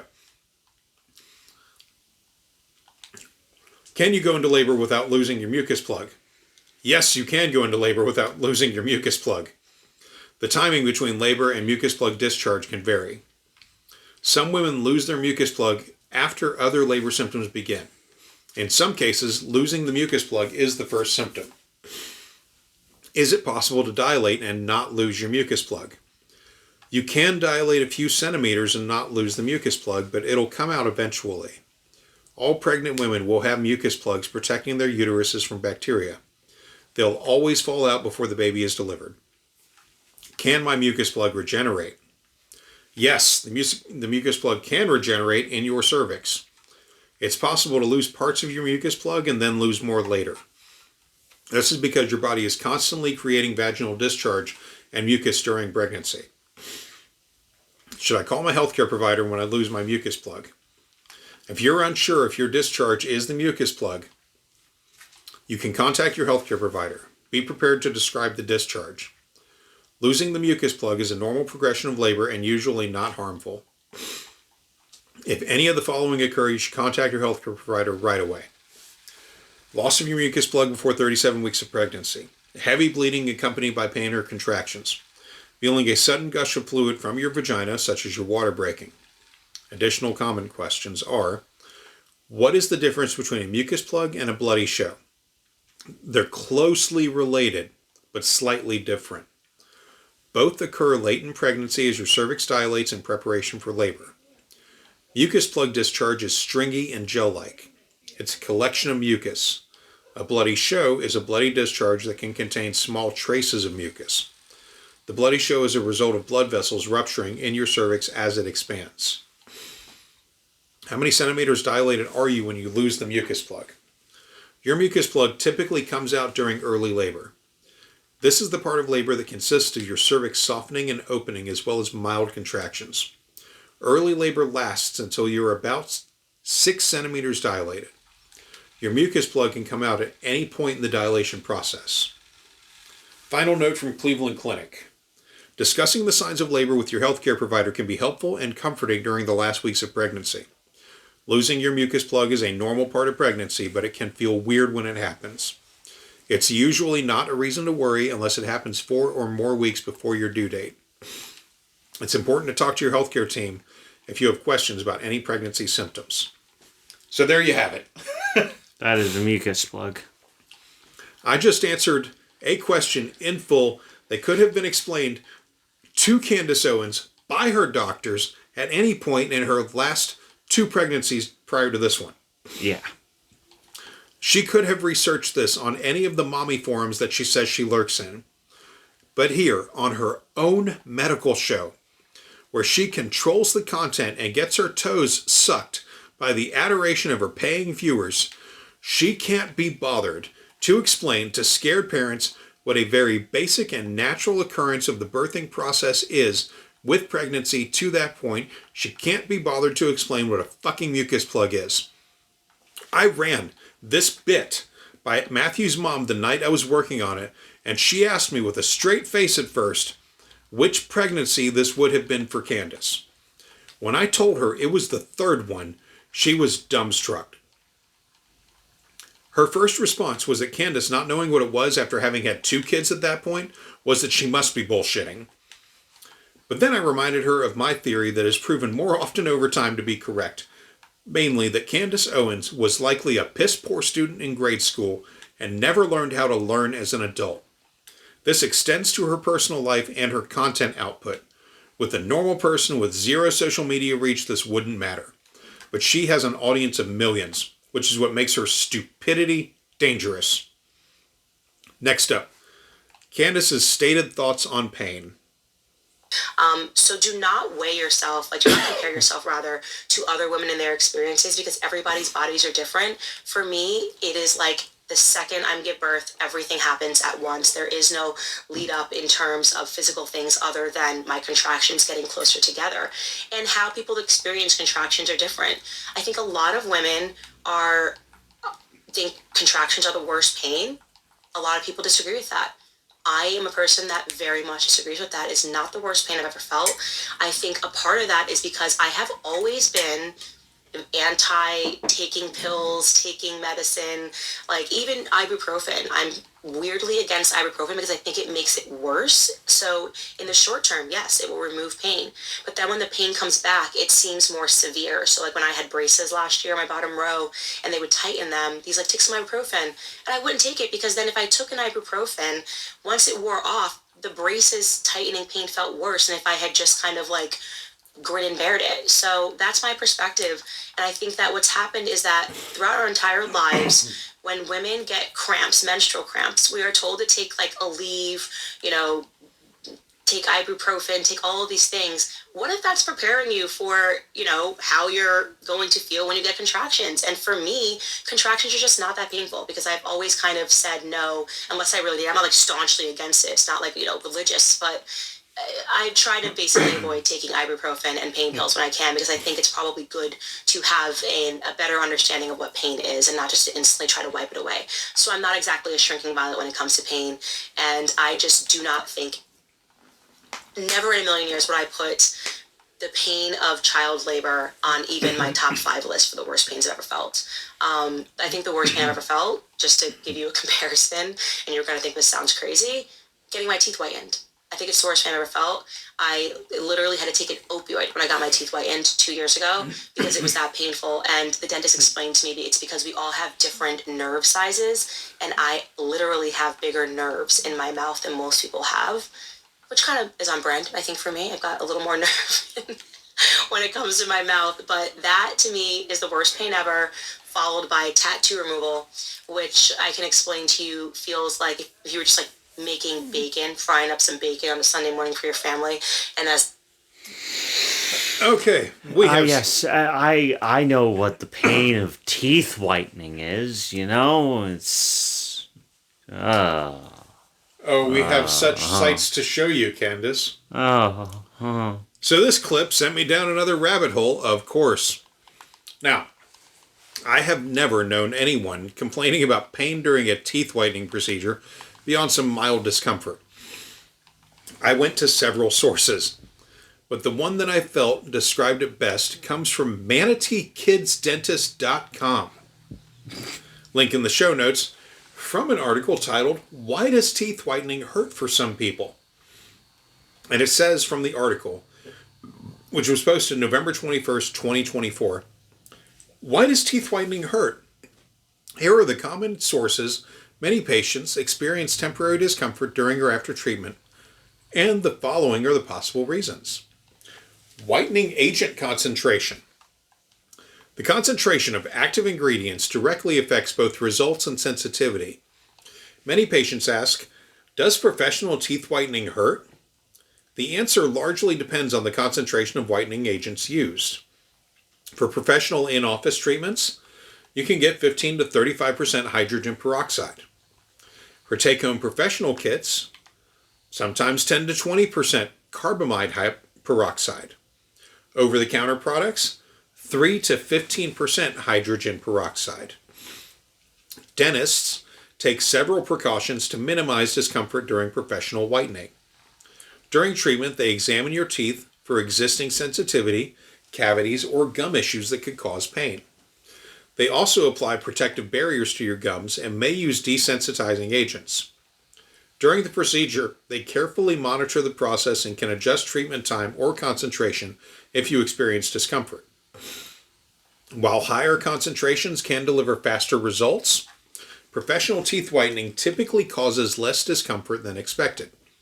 This is because dentists use protective gels, custom-fitted trays, and precise application techniques to minimize sensitivity. They can also adjust concentrations based on your sensitivity level and monitor the process carefully. In fact, many patients report less pain with professional treatments compared to at-home methods, despite the stronger formulations. Tooth sensitivity. During whitening, active agents like hydrogen peroxide and carbamide peroxide penetrate your tooth enamel to break down deep-set stains. While effective, this process temporarily exposes microscopic channels in your teeth that lead to the sensitive dentin layer underneath. This exposure can trigger sharp, temporary pain when you consume hot or cold beverages, sweet foods, acidic items like citrus or wine, cold air while breathing. Most patients report sensitivity lasting 24 to 48 hours after treatment, though some may experience effects for up to a week. Gum irritation. Whitening solutions are designed for tooth enamel, not soft tissue. When these powerful oxidizing agents contact your gums, they can cause temporary inflammation, redness or burning sensation, mild tissue irritation, increased sensitivity. Professional treatments minimize this risk through custom-fitted trays and protective barriers. If you're using an at-home kit, careful application and properly fitted trays are essential to keep the whitening gel solely on your teeth. Factors that contribute to pain perception. Pre-existing dental conditions. Individuals with underlying dental issues, such as tooth decay or gum disease, may experience heightened discomfort during whitening procedures. These conditions can expose nerve endings or inflame soft tissues, making them more susceptible to irritation from the whitening agents. Addressing these conditions before any dental treatment is essential to avoid exacerbating pain and make sure the whitening process proceeds smoothly. Individual sensitivity levels. Natural variations in tooth and gum sensitivity can affect one's experience with whitening products.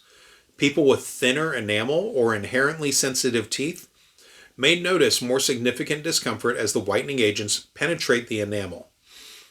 Knowing your unique dental structure including any areas of heightened sensitivity, can guide you in selecting the most suitable whitening method, minimizing potential discomfort. Previous whitening experiences. Repeated whitening treatments can potentially thin the enamel, making teeth more susceptible to sensitivity. Individuals who have undergone multiple whitening sessions may find that subsequent treatments lead to increased discomfort. Learning from previous experiences and adjusting the frequency and type of whitening product used can help in managing pain perception during future treatments. This insight might also address the concern, such as does laser teeth whitening hurt, as similar factors can influence discomfort. The best tips to minimize discomfort during whitening. Pre-treatment preparations. Prior to beginning a whitening regimen, consult with a dental professional to assess your oral health. Use sensitive or sensitive toothpaste several days before your whitening appointment to help buffer potential discomfort. Choosing the right products. Select reputable counter products known for their efficacy and safety. Consider professional office treatments that offer options like custom-fitted trays tailored to your dental impressions, ensuring the whitening solution targets the teeth without affecting surrounding tissues. Discuss options with your dentist to investigate whether laser teeth whitening hurts. Post-treatment care. After the teeth whitening process, avoid consuming hot or cold substances to prevent aggravating sensitive areas. Rinse with lukewarm water and continue practicing good dental hygiene. A soft bristled toothbrush can further help minimize irritation to the gums and teeth. When to seek professional help. As mentioned, while teeth whitening is generally safe, knowing when to consult a dental professional is crucial for protecting your oral health. Understanding warning signs and risk factors can help you avoid complications and achieve the best results. Warning signs during whitening. Stop treatment and contact your dentist if you experience persistent pain, such as tooth sensitivity lasting over 24 to 48 hours. Sharp pain, such as shooting pains that disrupt eating or drinking. Gum problems, such as bleeding, severe irritation, or white spots on the gums. Uneven color white spots or patchy appearance on your teeth. Extreme sensitivity, severe reactions to temperature that don't improve. Enamel changes, as transparent edges or visible changes in tooth texture. When to avoid whitening, also known as contraindications. Professional evaluation is essential if you have untreated cavities or exposed tooth roots, worn enamel or existing tooth sensitivity, recent dental work or unhealed oral surgery, pregnancy or nursing status, crowns, veneers, or large fillings in visible teeth, gum disease or receding gums, age under 16 due to enlarged tooth pulp. Professional solutions and alternatives are: your dentist can offer several approaches to address whitening concerns, such as pre-treatment solutions, professional cleaning to remove surface stains, desensitizing treatments before whitening, treatment of existing dental issues, custom-fitted trays for optimal protection, alternative whitening options such as lower concentration treatments over longer periods, specific products for sensitive teeth, alternative brightening methods such as microabrasion, non-peroxide whitening agents. Ongoing care consists of regular monitoring during treatment, professional adjustment of treatment intensity, immediate intervention if problems arise, and long-term maintenance plans include: remember, consulting a dental professional isn't just about safety, it's about achieving the best possible results while protecting your oral health. Your long-term maintenance plan should include your dentist providing personalized solutions based on your specific dental condition and sensitivity level. So, my takeaway on this, and based on other sources I consulted that went deeper into this issue, leave me with the ongoing impression that not only do Candace's doctors suck ass, her dental professionals likely aren't great either. If her teeth hurt as much as she says they did, then there are definitely reasons. The first one is that the numbing agent might have been refused or not used by her. The second is that she had other issues with her teeth and they did not assess it ahead of time, which would just be bad practice. The third is that her stated recent removal of her lower braces might not have had enough time to heal prior to the whitening. I looked up further whether or not enlarged nerves were a possible reason for this. And it gets a lot more technical than that, of course. But it is also not a real diagnosis to tell somebody. Yeah. Doesn't even really sound like a real diagnosis to give. No. It's not enlarged nerves.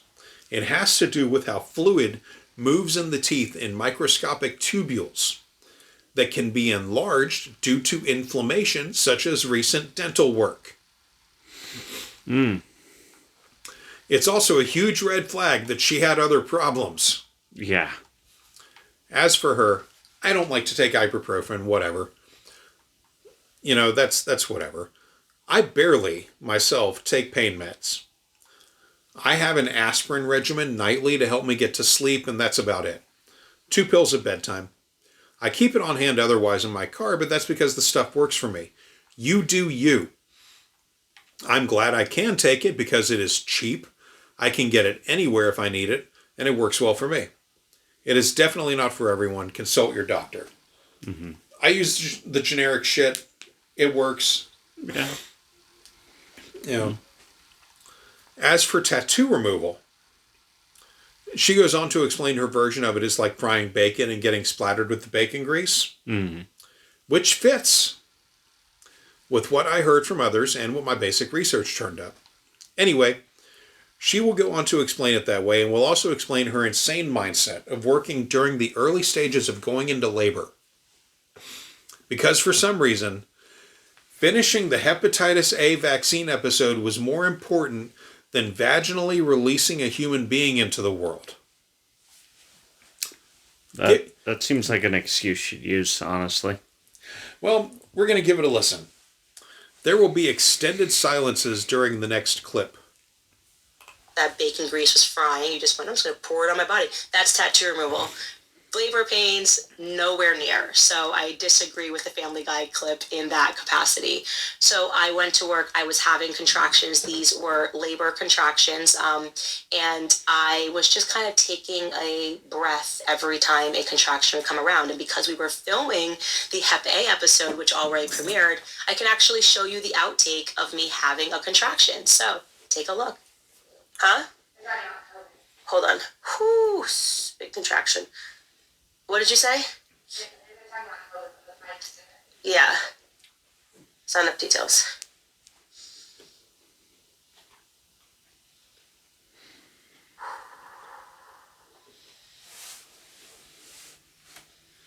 Oh, that's a really bad one.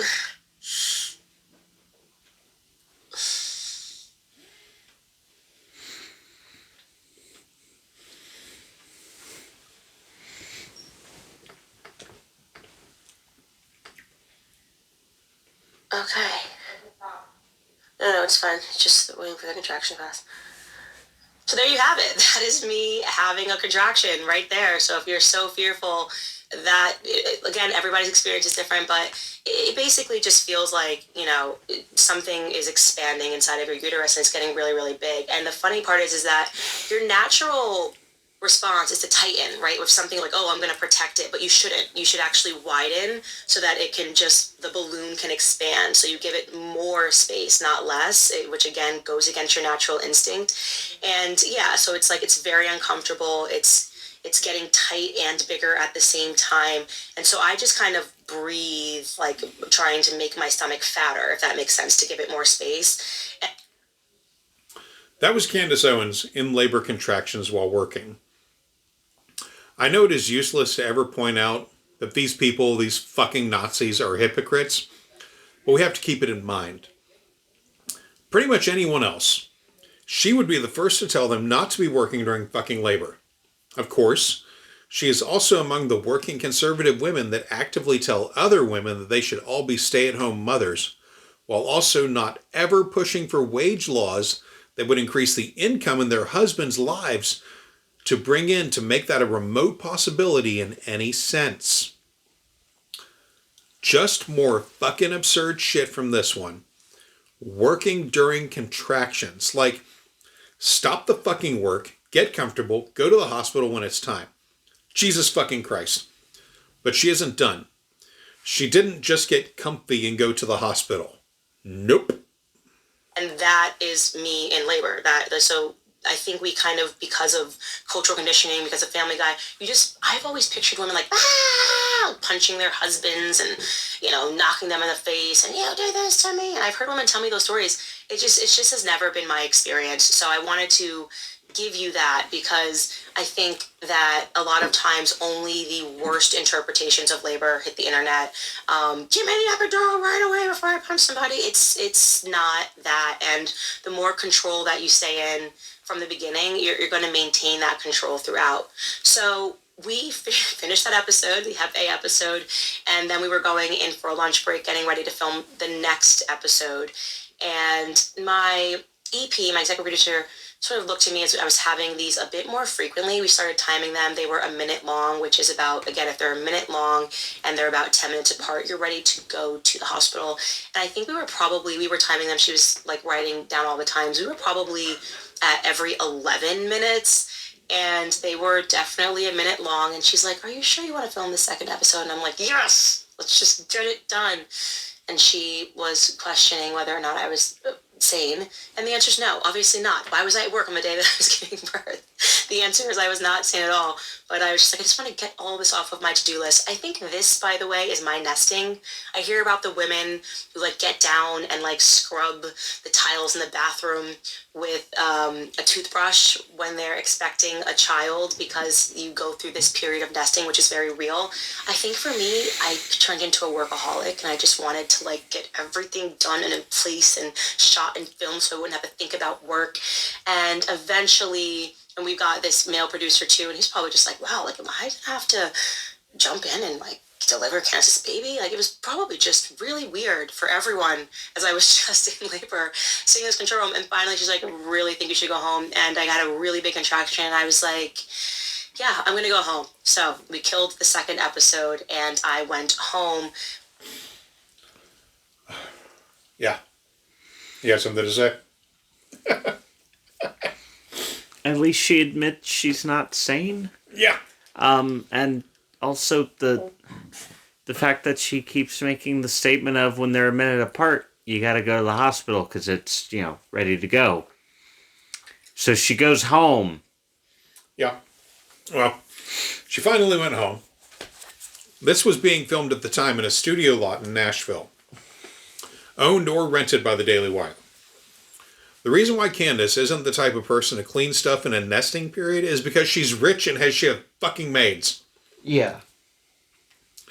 But I am not above thinking that she may have been feeling pressure at the time to produce content, since she herself had admitted that her content had fallen off over the course of this series. Yeah. And people were pissed. She had talked about it in a previous episode that we did.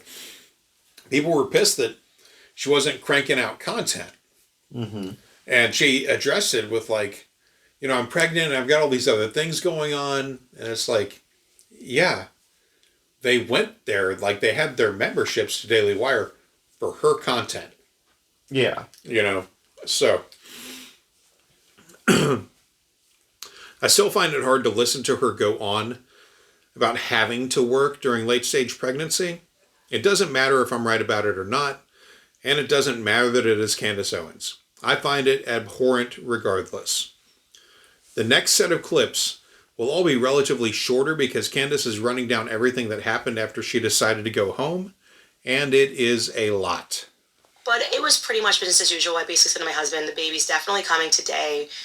Let's still not go too early to the hospital because what else are we going to do? Let's wait for the contractions to come down even more. Like I wanted to see it in like the 7 to the 8 minute range because then I knew that everything would happen very quickly.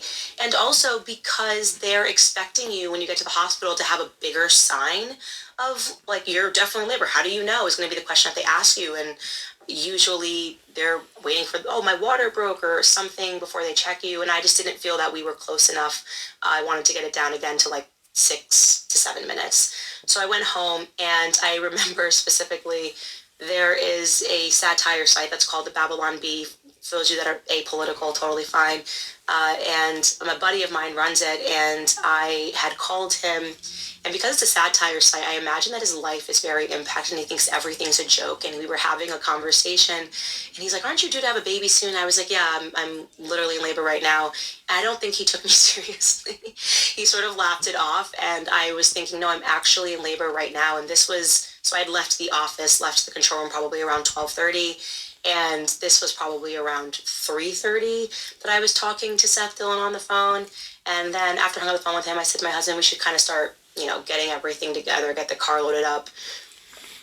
So let's take a moment to talk about the Babylon Bee. Okay. Oh, it's Babylon Bee. I thought you said Babylon Beef. Yeah, no. It basically fancies itself as a Christian satire site, like The Onion, but much dumber. Seth Dillon was the CEO of the site at the time, and it wouldn't be much longer past this that she would wind up on the wrong end of the Babylon Bee articles. From the Jerusalem Post, in an article originally written on January 7th, 2025. Candace Owens goes off on the, quote, Babylonian Talmudic Bee by Danielle Grayman Kennard. January 7th, 2025. Updated January 9th, 2025. I'm quoting from the article here. Controversial internet personality Candace Owens aimed the satirical outlet the Babylon Bee on her podcast Monday, labeling the site as the Zionist Bee and the Babylonian Talmudic Bee. Owens, after announcing her pregnancy, claimed that the bee made jokes favorable to Elon Musk, but complained the site made a satirical article referencing her and the repeated accusations of anti-Semitism made against her in an article headlined, Candace Owens horrified to learn Christmas was started by the birth of a Jew. Damn. It's just very obvious they are worshiping Israel, Owens said of the site, that they base their jokes on people who don't worship Israel and Bibi, Israel Prime Minister Benjamin Netanyahu. Owens was named the 2024 Anti-Semite of the Year by the nonprofit Stop Anti-Semitism. She claimed that the Bee's stance on her changed once she left the Daily Wire, listing previous headlines like, the Daily Wire quietly cancels their upcoming Little Mermaid remake starring Candace Owens as examples in the shift in coverage. The jokes are just blatantly obvious that they don't like me, Owens complained, noting newer Bee headlines which poked fun at her anti-Semitic content. Sharing a screenshot of Bee CEO Seth Dillon confirming, yes, the joke is Candace is obsessed with Jews. Owens questioned why the jokes only began in July, when Dillon claimed Owens' obsession has been true for a long time. Owens said she used to have a strong relationship with Dillon.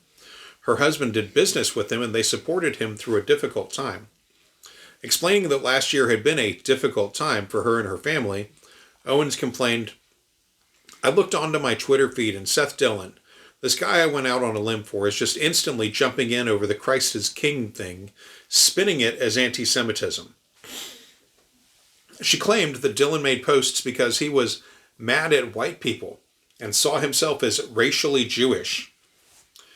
She added that he was angry because she was not serving the state of Israel. Owens added that Dillon's silence would have been appreciated.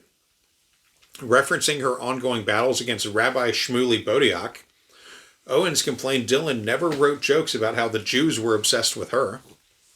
Owens disputed the claims that she was obsessed with Jews, noting that the Bee didn't accuse her of obsession when she focused her energies on criticizing the Black Lives Matter movement.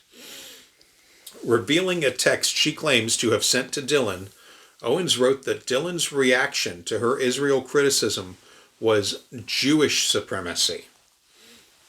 It's almost as if you are a massive hypocrite who thinks Israel can't be critiqued because the Jews live there, Owens alleges she wrote. While Owens claimed much of the criticism leveraged against her was because of her criticism of Israel, on a number of occasions she has directed her attention to well-regarded Jewish figures, including the Chabad Lubavitch Rebbe. In September, Owens claimed Rebbe Schneerson, who died in 1994, preached Jewish supremacism, the hatred of all non-Jews. Her accusations were disputed by Chabad's official X account, which stressed the Rebbe saw the importance of each individual, no matter how ordinary they might seem. The Rebbe dedicated hours daily to personally responding to letters from people worldwide. After an interview with Kanye West, YouTube suspended her account in September. Owens said that her interview with West was removed as hate speech following it being mass reported by Zionists. Damn. Owens shared a screenshotted message from YouTube, revealing YouTube made the decision to remove the video as it claims that Jewish people control the media.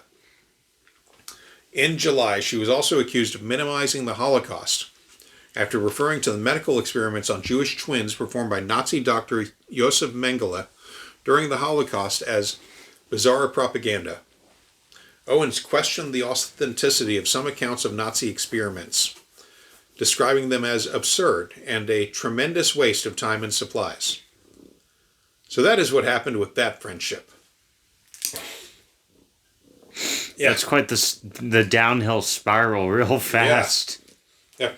Now, imagine that, but like 100 times worse, because she has lost so many people that would have been ride or die for her. Because she's being such a bitch about Charlie Kirk getting popped. God damn. And about Charlie Kirk, unrelated but funny. I saw a meme the other day. Someone had, well, not a meme, but a screenshot from Twitter or whatever the fuck. Anyway, someone had said that they had a clean shot on somebody in like a game like Call of Duty or something, and over their headset they heard the kid on the other end be like, "Oh man, I got kirked." And the guy was like, "I had to quit the game because I couldn't. I was laughing too hard. I was useless for the rest of the match." He's like, kids are now. He's like, I'm playing with like the kids sounded like he was 12 or 13. He's like, the kids are using a clean shot and labeling it a Kirk. Like, wow, we've really turned a corner in society. So here's another short one. We're getting there, but we had this legal thing that we were dealing with. I was talking to my lawyer, and so I was like, well, let's just talk to my lawyer on the phone before we head to the hospital. Spoke to my lawyer on the phone, and then spoke to him as we were heading to the hospital. So it's a very, very Candace Owens birth, business as usual. But before obviously went to the hospital, we got the whole family together. Last time, family of 4, very exciting picture. And so before we let her go on with that into something else in the ramble, what legal thing would have been so important in late 2023 into early 2024 that would have required her attention so much as to be on the phone with her lawyer while hurriedly filming a series like this on someone else's dime and studio time? The Gaza genocide is what? Yeah.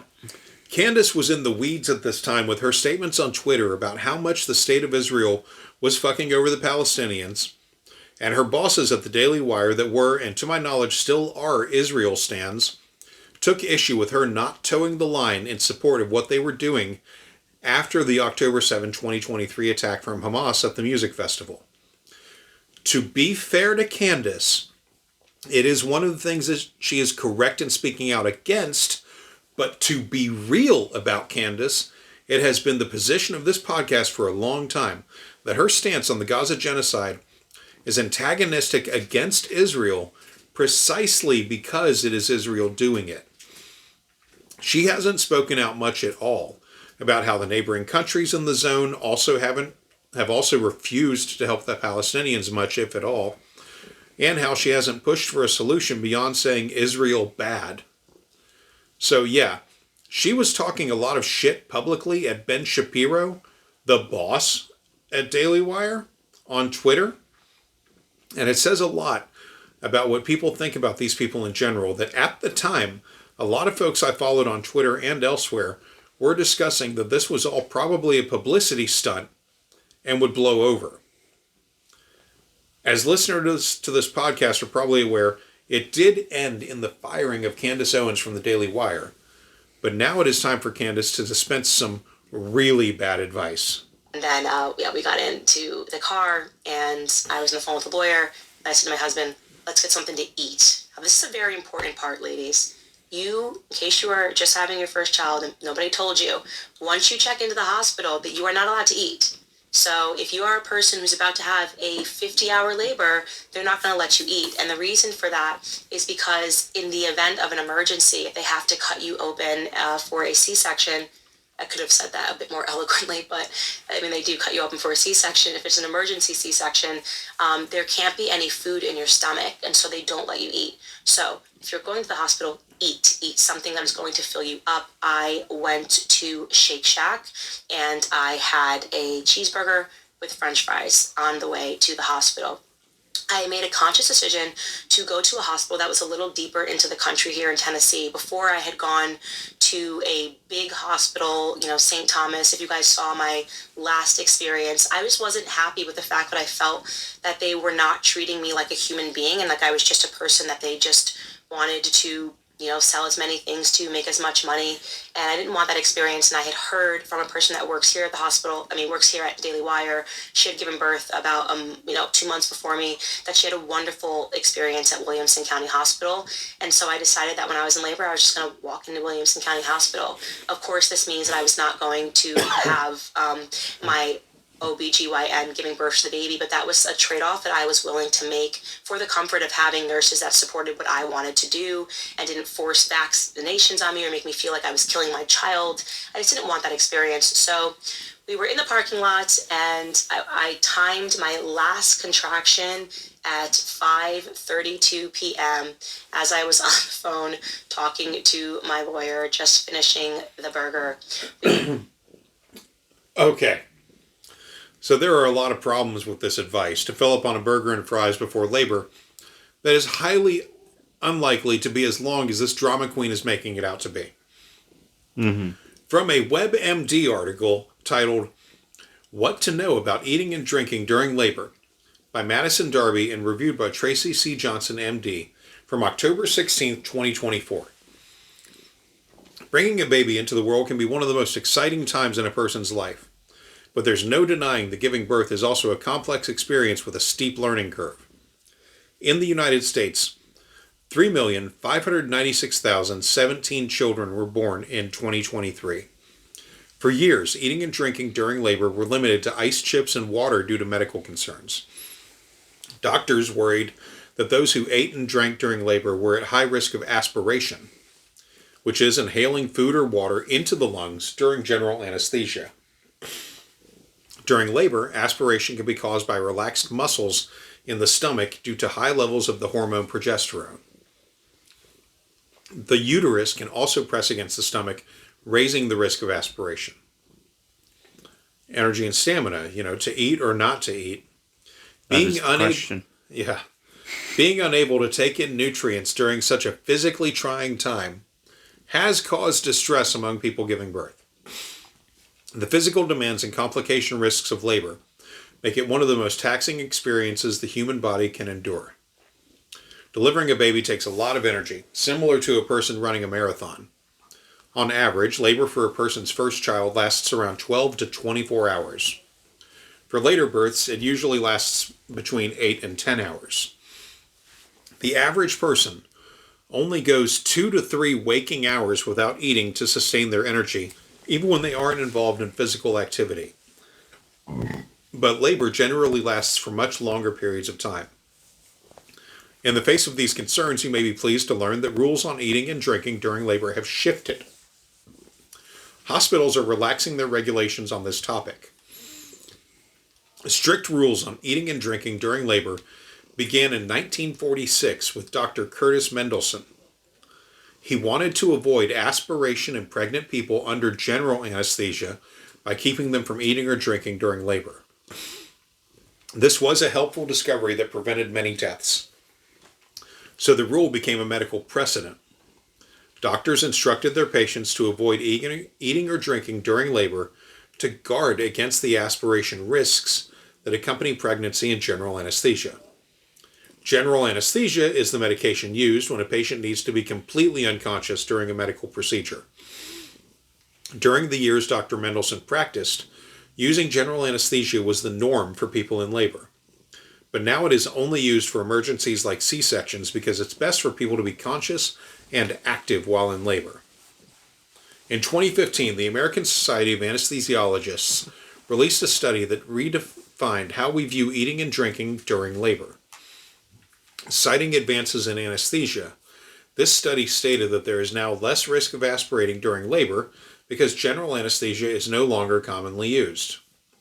Healthcare professionals today usually rely on regional anesthesia during labor instead.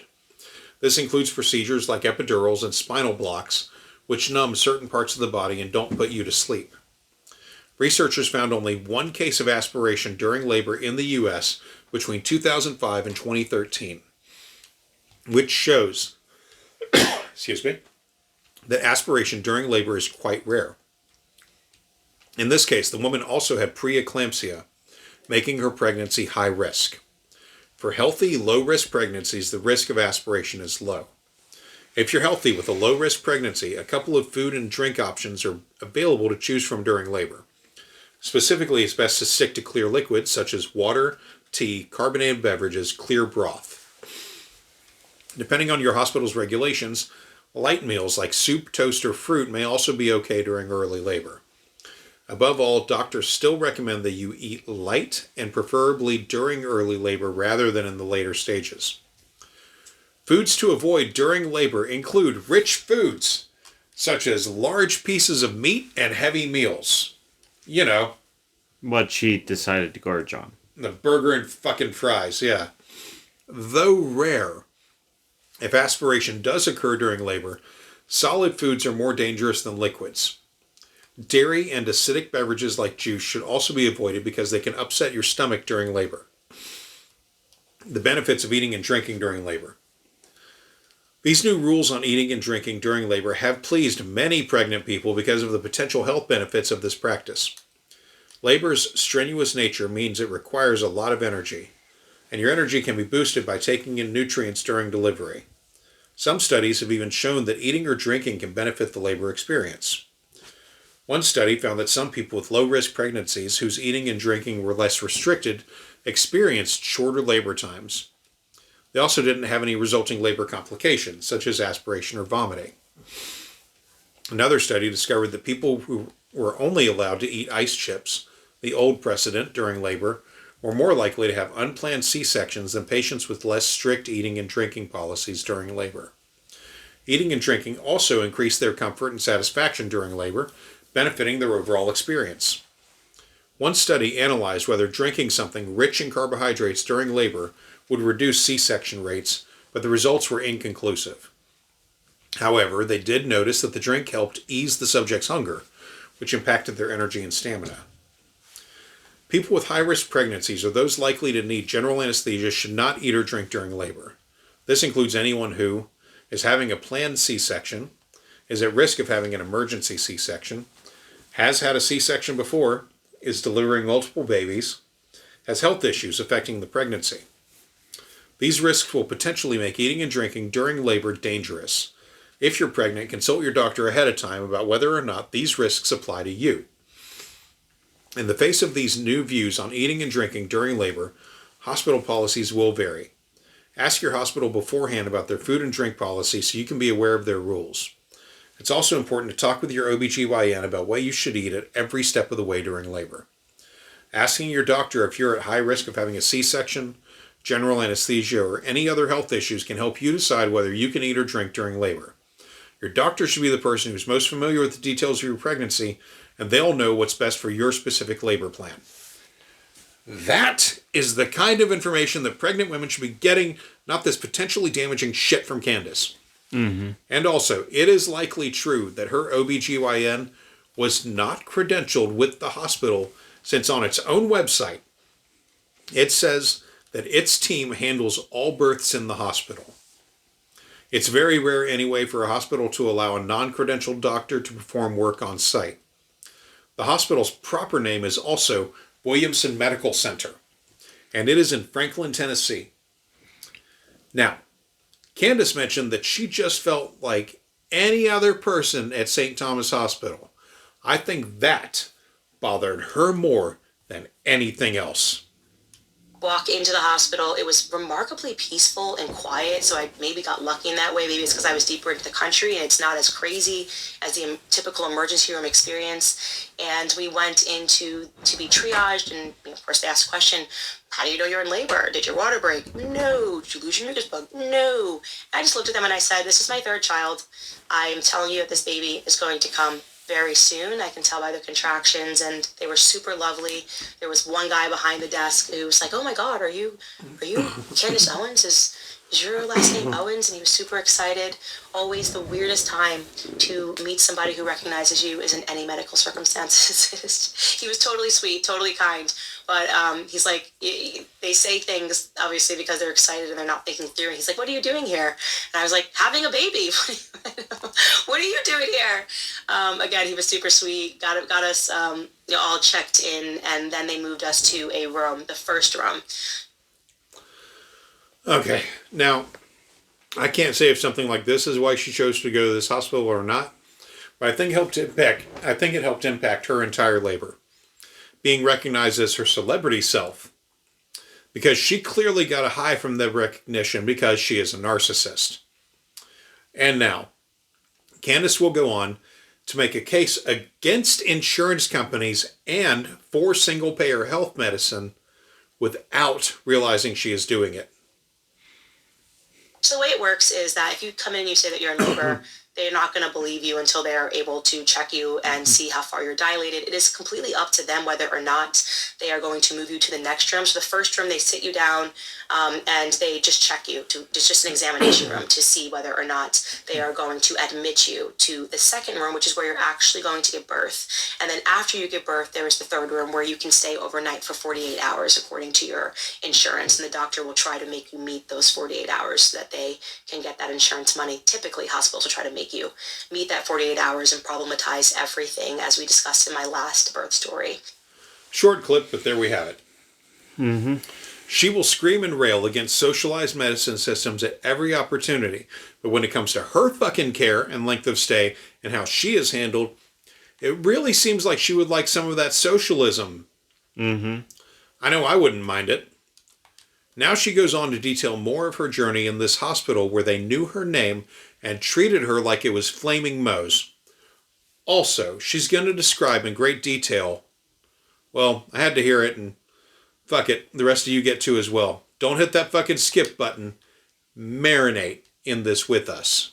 So I was transferred to the first room. It was so cute. It looked like a grandma's living room. It was very sweet. It had a rocking chair for my husband, obviously the bed for me. I got up and she checked me and she said, 4 centimeters. 4 centimeters, not what you want to hear, because that means it's fully up to them if they want to keep you. I think, and don't quote me on this, I think they like to see that you're at like 5 or 6, beyond, definitely more than 5, before they will say we will definitely keep you. 4 is not it. But they were the sweetest nurses, and I said to them, I'm telling you, this baby is coming imminently. And I think they kind of trusted me in a weird way. I just sounded very confident and told them would not be a good time to send me home and I explained to them, I'm not a person that has ever dilated like to 7. So it all happens. So if I'm at 4, we're going to be at 10 momentarily. And she said, okay, well, I'm going to go get the OBGYN to check you, and then she'll make a decision of whether we're going to keep you. She leaves the room, the nurse, and my husband and I went, okay, well, what do we do now? And always the answer is to pray, pray for the success of the delivery, pray just to have a better experience in the hospital, pray that they keep us. And my husband starts doing the Lord's Prayer, and I kid you not, it was like, Our Father who art in heaven, hallowed be thy name. And I suddenly felt a contraction coming on, and it just balloon in the uterus, as I describe it, just getting bigger and bigger and bigger. But this time, it wasn't stopping at the top, and I was like, it has to stop. It's just, and I start going, whoa, because I'm like, I feel like I'm going to explode. And then I did explode. My water broke. It was so glorious. Right as she left and was waiting for a sign, a sign from God, a literal sign from God, while doing the Lord's Prayer, my water broke, which I thought was amazing and epic and wonderful and such a great thing to reflect upon. And so it was a very quickly answered prayer is what I would say. I said, I don't want to go back home. I just want to have this baby. And it was just like the movies, bizarrely. That part was just like the movies. I had never appreciated how much water can come out. It just wouldn't stop coming out. It was, my husband went and got the nurses, hit the button. They came in, they were like, whoa, it's a lot of water. It was all on the floor. I thought it was going to flood. I was like, I don't know what is going on here. This is crazy. And I think it's because in my prior 2 births, I had an epidural, so I did not feel how much water comes out. So this was something that was just kind of remarkable to me. It was like, how are we going to now get me into the next room? Because I am just, water is just coming out of me like a fire hydrant. I call this clip Cursed Lake Candace. So yeah, I looked up what the typical amniotic fluid that would be the water break that is discussed. The typical amniotic fluid release is about half a liter to a full liter. Cursed Lake Candace get you? It's that, and also I think she just got a little too excited at the Lord's Prayer. Oh, this is another heavy research section. Oh, God. All right. Yeah. So, as I was saying, the typical amniotic fluid release is about half a liter to a full liter, entirely, in a birth. There are rare medical cases where up to 8 liters have been drained from a patient over time. And anything above the standard amount is from a condition known as Poly-hy-dram-nios. I pulled down quite a bit of information on this condition, and it is as extensive as anything else we have covered on here. And I find it fascinating. So here we fucking go. From the NIH and Stat Pearls. Link in the fucking notes. This is a continuing education activity. Poly-hy-dram-nios is a pathological condition characterized by an excess of amniotic fluid associated with increased rates of maternal and neonatal morbidity and mortality. This condition develops when the mechanisms regulating amniotic fluid volume are disrupted, most commonly due to excess fetal urine production, impaired swallowing, or gastrointestinal obstruction. The diagnosis is made through ultrasonography when the single deepest vertical pocket of fluid is at least 8 centimeters, or the amniotic fluid index is at least 24 centimeters. Poly-hy-dram-nios can be classified as mild, moderate, or severe based on these parameters. Approximately 60% to 70% of patients with poly-hy-dram-nios have mild disease, which is frequently idiopathic and has an excellent prognosis. Patients with mild disease typically require only a basic evaluation that includes a detailed medical and prenatal history, targeted anatomy ultrasound, routine screening for aneuploidy and gestational diabetes, and consideration of a potential congenital infection. Antenatal treatment for mild poly-hy-dram-nios is rarely required. However, when poly-hy-dram-nios is severe, fetal pathology is often present, warranting a more comprehensive evaluation and antepartum fetal surveillance. Patients with severe poly-hy-dram-nios may experience symptoms such as dyspnea and edema, for which amnioreduction can provide relief. This activity reviews the pathophysiology, evaluation, and management of poly-hy-dram-nios, including considerations for timing and mode of delivery in affected pregnancies. Participants gain insight into diagnostic criteria and associated risk factors for poly-hy-dram-nios. This activity also highlights the role of an interprofessional team in caring for these patients to optimize maternal and neonatal outcomes. The objectives are to differentiate the common causes and pathophysiology of poly-hy-dram-nios, implement an appropriate evaluation for patients with poly-hy-dram-nios, select best management strategies for patients with mild, moderate, and severe poly-hy-dram-nios, and collaborate with members of an interprofessional healthcare team to improve healthcare for patients with poly-hy-dram-nios and their neonates. Poly-hy-dram-nios is a pathological condition characterized by an excess of amniotic fluid volume. Under normal circumstances, an equilibrium is maintained between amniotic fluid production and absorption. Poly-hy-dram-nios occurs when this equilibrium is disrupted, often due to increased fetal urine production, impaired swallowing, or gastrointestinal obstruction. The diagnosis is made by ultrasound when the single deepest vertical pocket of fluid is at least 8 centimeters, or when the amniotic fluid index is at least 24 centimeters. Poly-hy-dram-nios can be classified as mild, moderate, or severe based on the amniotic fluid index or deepest vertical pocket. So,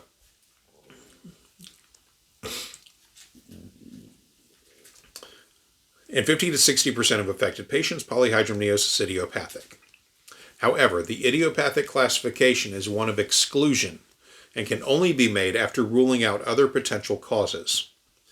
Poly-hy-dram-nios may result from any pathology that impairs fetal swallowing, reduces fluid reabsorption from the gastrointestinal tract, or results in excessive urine production.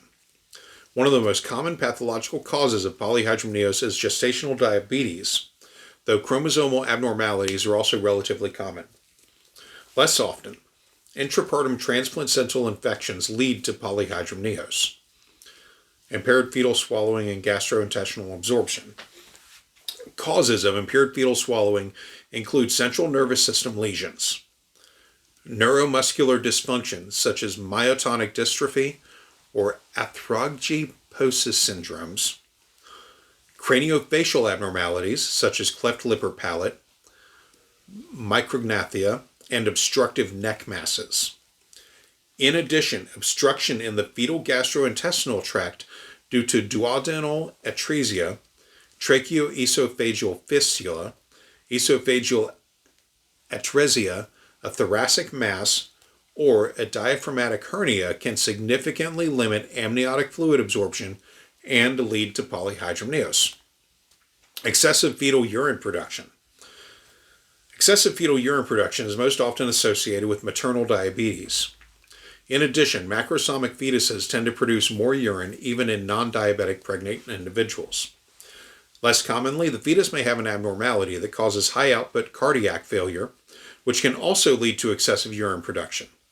These conditions include severe fetal anemia from maternal alloimmunization, parvovirus B19 infection, alpha thalassemia, or other hemolytic disorders, such as fecal tachyarrhythmias, including supraventricular tachycardia, and arteriovenous shunting in conjunction with sacrococcygeal teratoma or chorioangioma.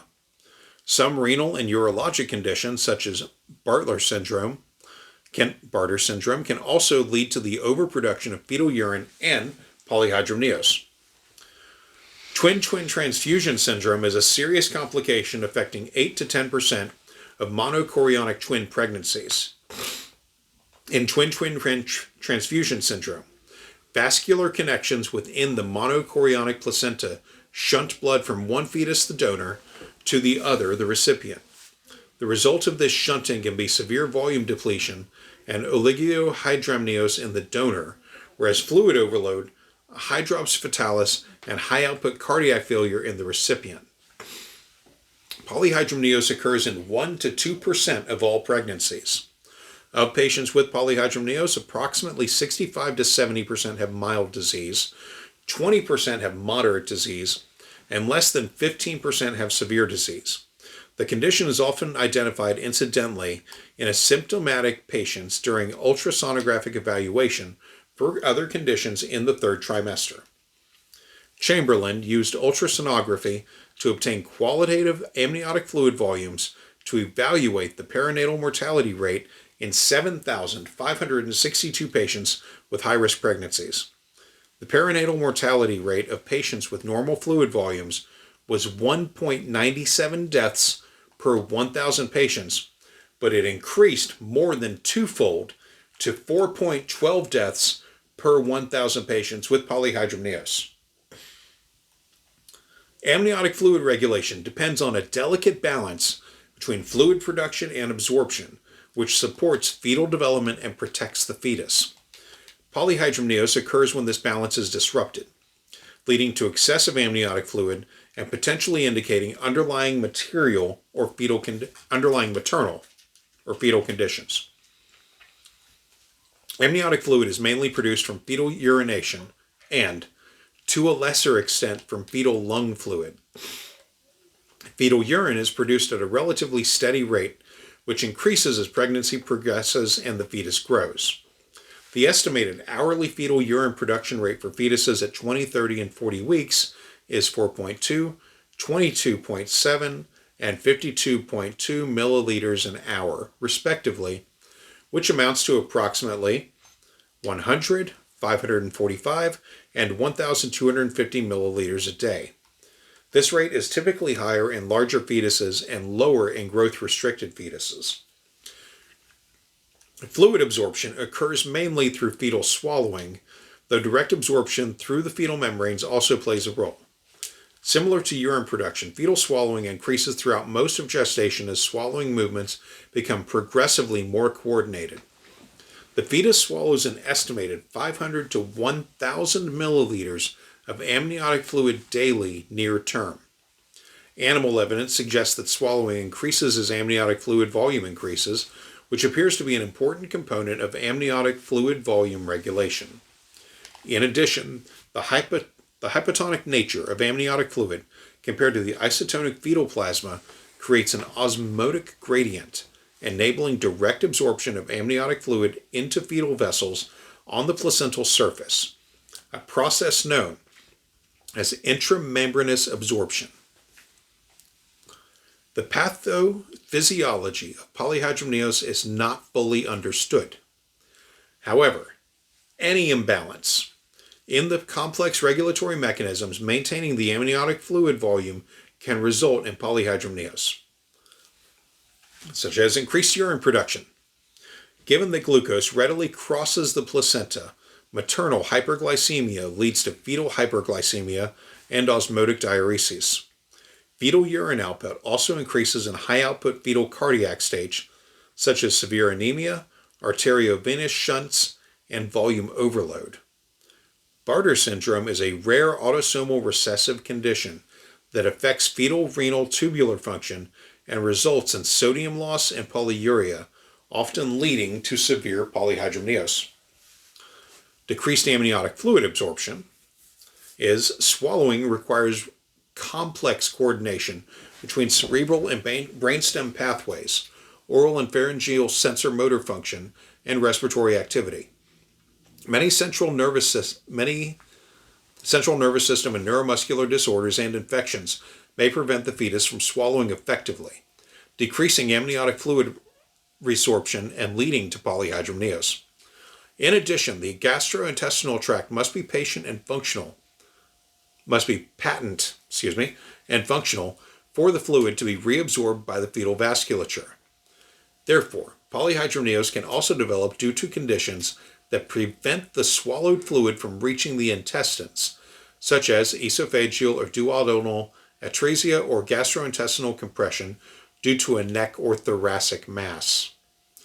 Common aneuploidies such as trisomies 21, 18, and 13 can also be associated with poly-hy-dram-nios.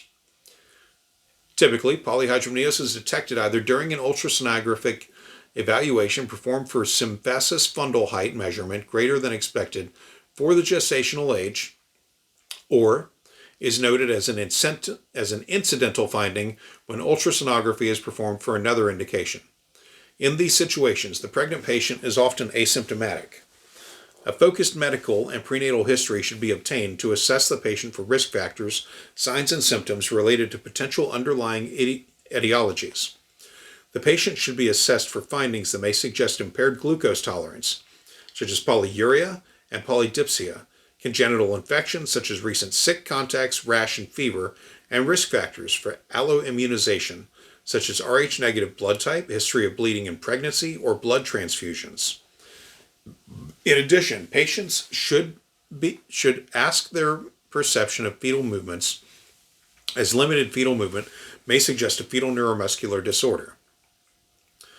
Poly-hy-dram-nios increases the risk of complications such as preterm labor. Preterm labor rupture of membranes and placental abruption. Therefore, these individuals should be asked about contractions, cramping, abdominal pain, loss of fluid, and vaginal bleeding. Any concerning symptoms should be further investigated with a pelvic examination and assessment of fetal well-being. Patients with moderate to severe poly-hy-dram-nios may be symptomatic. These patients may present with clinically significant dyspnea secondary to excessive amniotic fluid restricting diaphragmatic movement. Lower extremity edema may also cause considerable discomfort. A fundal height that is 3 centimeters above the gestational age in weeks or rapid uterine enlargement warrants a sonographic assessment of fetal growth and amniotic fluid volume to rule out macrosomia or poly-hy-dram-nios.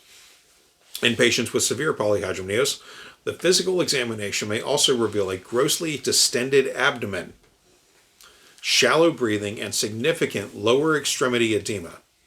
Clinicians must also be aware that excessive amniotic fluid increases the risk of cord prolapse after membrane rupture, which may be appreciated as a pulsating purplish mass in the cervical canal or vagina. A thorough clinical assessment is required to evaluate poly-hy-dram-nios and identify its severity and potential underlying causes. This assessment includes ultrasonographic measurements of amniotic fluid volume, screening for maternal conditions, and assessing for possible fetal anomalies. Diagnosis. Poly-hy-dram-nios should be diagnosed based on a quantitative sonographic assessment of amniotic fluid volume. Amniotic fluid is best evaluated using one of two methods: by measuring the single deepest vertical pocket of amniotic fluid, which is also referred to as the maximal vertical pocket or single deepest pocket, or by calculating the amniotic fluid index, which represents the quantitative sum of the deepest vertical pocket measurements obtained in each of the 4 abdominal quadrants. These same values can also be used to determine the severity of poly-hy-dram-nios. Both amniotic fluid index and deepest vertical pocket correlate relatively poorly with the actual amniotic fluid volume as determined by dye dilution techniques.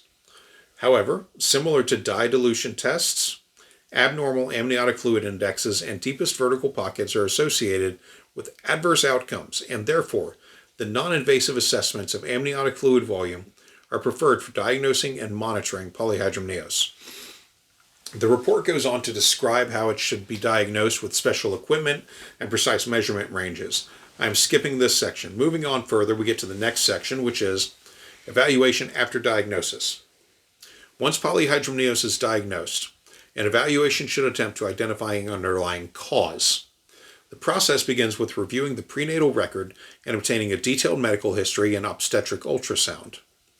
Routine prenatal care includes screening for various potential underlying etiologies, including alloimmunization, aneuploidy, congenital anomalies using a mid-trimester ultrasound, gestational diabetes, and syphilis. Appropriate testing should be ordered if not yet completed. Because gestational diabetes is a prevalent cause of poly-hy-dram-nios, the SMFM advises that rescreening for gestational diabetes may be considered if it has been at least 1 month since the initial screening was completed. In monochorionic twin gestations, the SMFM recommends screening for twin-twin transfusion syndrome every 2 weeks, starting at 16 weeks of gestation and continuing through delivery. A targeted obstetric ultrasound should be performed as part of the initial assessment of poly-hy-dram-nios to evaluate the fetus for common structural causes of excess amniotic fluid. Although congenital anomalies are relatively uncommon in patients with mild disease, the rate of anomalies is approximately 30% to 40% in patients with severe poly-hy-dram-nios. According to the SMFM, this targeted ultrasound should assess the fetus for the conditions associated with poly-hy-dram-nios, including fetal growth abnormalities, including both macrosomia and growth restriction, fetal hydrops, sacrococcygeal teratoma by assessing the lower spine and pelvis, chorioangioma by assessing the placenta, twin-twin transfusion syndrome in monochorionic twins, neurologic dysfunction by assessing fetal movement and major CNS structures. Other areas that experts often assess include the thoracic cavity for a large compressive mass, the diaphragm for a diaphragmatic hernia, the abdomen for signs of intestinal atresia, such as the double bubble sign, and markers of aneuploidy. Middle cerebral artery peak systolic velocity, known as MCA-PSV, is indicated in all patients with fetal hydrops to screen for severe fetal anemia, and some experts determine the MCA-PSV in all patients undergoing a targeted ultrasound for poly-hy-dram-nios. Serum testing for congenital infections, if risk factors such as recent sick contacts or a suspicious rash are present. Serum testing for congenital infections may also be appropriate, such as screening or rescreening for syphilis, rubella, parvovirus B19, HIV, hepatitis, cytomegalovirus, and toxoplasmosis. Referral to a genetic counselor and relevant genetic testing is indicated when the history or second trimester ultrasound suggests a possible genetic abnormality. Amniocentesis and karyotyping can confirm aneuploidy, including trisomies 21, 18, and 13. Although amniocentesis is generally not indicated specifically for idiopathic poly-hy-dram-nios, it should be offered to all pregnant individuals who may elect to undergo the procedure after appropriate counseling. For patients with severe poly-hy-dram-nios or when a congenital anomaly is identified, it is appropriate to offer chromosomal microarray analysis or whole genome sequencing, as several conditions, including Bartter, Noonan, Prader-Willi, and Beckwith-Wiedemann syndromes, may be associated with poly-hy-dram-nios. A study found that approximately 5.5% of patients with moderate or severe poly-hy-dram-nios had a fetus with a clinically significant genetic anomaly. When no cause is identified antenatally, okay, that's a new one, the patient is diagnosed with idiopathic poly-hy-dram-nios when no cause is identified. Occasionally, a cause for the increased amniotic fluid volume is discovered after birth. The management of poly-hy-dram-nios depends on its severity and underlying cause. Mid-idiopathic poly-hy-dram-nios rarely require treatment, whereas those with severe disease are more likely to experience uterine irritability, abdominal pain, or dyspnea that could benefit from treatment. Antepartum fetal surveillance. Antepartum fetal surveillance is recommended for patients with moderate to severe poly-hy-dram-nios starting between 32 and 34 weeks of gestation due to the increased risk of perinatal morbidity and mortality. The SMFM suggests that antepartum fetal surveillance is not required to indicate mild idiopathic poly-hy-dram-nios. When performed, antepartum fetal surveillance typically consists of a complete or modified biophysical profile. A repeat ultrasound is appropriate if the patient develops new signs or symptoms indicating their condition is worsening. However, there is no consensus regarding the frequency and interval of follow-up ultrasonography in asymptomatic patients with idiopathic poly-hy-dram-nios. These ultrasounds may be used to monitor patients for worsening poly-hy-dram-nios or to assess fetal growth, as growth abnormalities are more common with poly-hy-dram-nios. Specifically, macrosomia, typically defined as a birth weight greater than 4,000 grams, or for our fellow American bastards, 8 pounds 13 ounces, can be observed in 15% to 30% of patients with isolated mild poly-hy-dram-nios, as larger fetuses have increased urine output.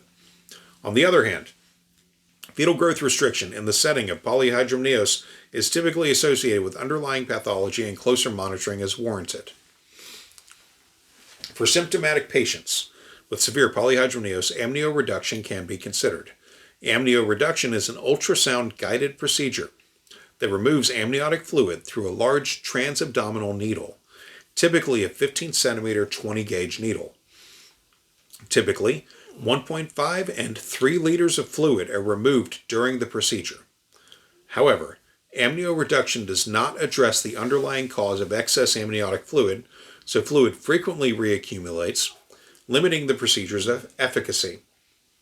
More than one procedure is required in 42% to 46% of individuals.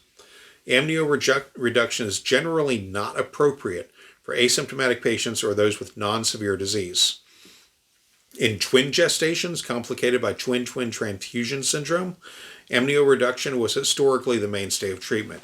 However, most experts now believe that selective fetoscopic laser photocoagulation, SFLP, is a superior treatment for patients with more severe diseases. SFLP treats the root cause of twin-twin transfusion syndrome and appears to be associated with superior outcomes in some studies.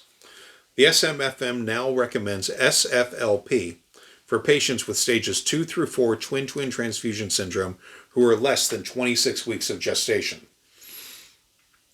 Significant adverse events within 48 hours of the procedure are uncommon. If events occur, they may include preterm labor, preterm pre-labor rupture of membranes, intrauterine infection, and placental abruption. However, preterm birth in general is relatively common in patients requiring amnio reduction, with individuals delivering on average 3.7 weeks following their first amnio reduction and at an average gestational age of approximately 36 weeks. Indomethacin is a prostaglandin synthetase inhibitor that decreases fetal urine output and amniotic fluid volume, in addition to reducing uterine irritability in preterm patients. However, indomethacin is associated with adverse fetal and neonatal outcomes, such as paraventricular leukomalacia, severe intraventricular hemorrhage, and necrotizing enterocolitis when administered after 32 weeks of gestation. Furthermore, no evidence suggests that indomethacin improves maternal or neonatal outcomes when used specifically for poly-hy-dram-nios. Therefore, the SMFM recommends against the use of indomethacin for the sole indication of decreasing amniotic fluid volume. However, due to its ability to reduce uterine irritability, a 48-hour course of indomethacin can be a good choice for patients less than 32 weeks gestation with preterm labor contractions related to uterine overdistension from poly-hy-dram-nios. For patients less than 32 weeks, a short course of indomethacin before or after amnio reduction is also appropriate for its tocolytic and therapeutic effects. Indomethacin is contraindicated in patients greater than 32 weeks. Nifedipine or terbutaline are preferred if a tocolytic agent is needed in the population. The delivery timing depends on the severity of poly-hy-dram-nios and the presence and severity of any underlying conditions or complications, such as congenital anomalies, preterm pre-labor rupture of membranes, and placental abruption. Patients with underlying pathology should be treated according to recommendations specific to pathology, and those with severe poly-hy-dram-nios should be delivered at a tertiary facility due to significant potential increases in maternal and neonatal morbidity and mortality. In patients with mild idiopathic poly-hy-dram-nios, labor should be allowed to occur spontaneously at term. When induction of labor is planned, it should not occur before 39 weeks in the absence of other indications. The mode of delivery is based on typical obstetric indications. Even in the absence of diabetes, macrosomia is present in 15 to 30% of patients with idiopathic poly-hy-dram-nios, and these patients are significantly more likely to require cesarean delivery. Upon admission for delivery, the fetal presentation should be sonographically confirmed due to increased risk of malpresentation, and an internal cephalic version may be performed for non-cephalic presentations if no contraindications are present. Continuous electronic fetal monitoring is recommended during labor due to studies that show increased rates of non-reassuring fetal heart rate tracings, dysfunctional labor, and complications after membrane rupture, including cord prolapse and placental abruption in the setting of poly-hy-dram-nios. At delivery, the healthcare team should be prepared for potential complications. Shoulder dystocia is more common with fetal macrosomia and gestational diabetes. Postpartum hemorrhage related to uterine atony is more common following gestations complicated by chronic uterine overdistension, and transient tachypnea of the newborn is encountered in neonates related to persistent fluid in the fetal lungs. Due to increased risk of transient tachypnea of the newborn, neonatal support should be available for all patients with poly-hy-dram-nios. In patients presenting with abdominal enlargement beyond what is expected for their gestational age, the differential diagnosis includes macrosomia, multiple gestations, maternal volume overload due to cirrhosis, ascites, heart failure, end-stage renal disease, or preeclampsia. Tumors, including chorioangioma, hematoma, and placental abruption. Patients with poly-hy-dram-nios may also present with dyspnea or other respiratory difficulties related to compression of the thoracic cavity by the overdistended uterus. In these situations, the differential diagnosis includes preeclampsia spectrum disorders, venous thromboembolic events, reactive airway disease or exacerbation of a chronic pulmonary condition, cardiac arrhythmia or pregnancy-induced cardiomyopathy, infection, normal discomforts of pregnancy. The prognosis for mild idiopathic poly-hy-dram-nios is excellent, though the maternal and fetal prognosis worsens as the severity of poly-hy-dram-nios frequently have a self-limited disease that resolves without any intervention.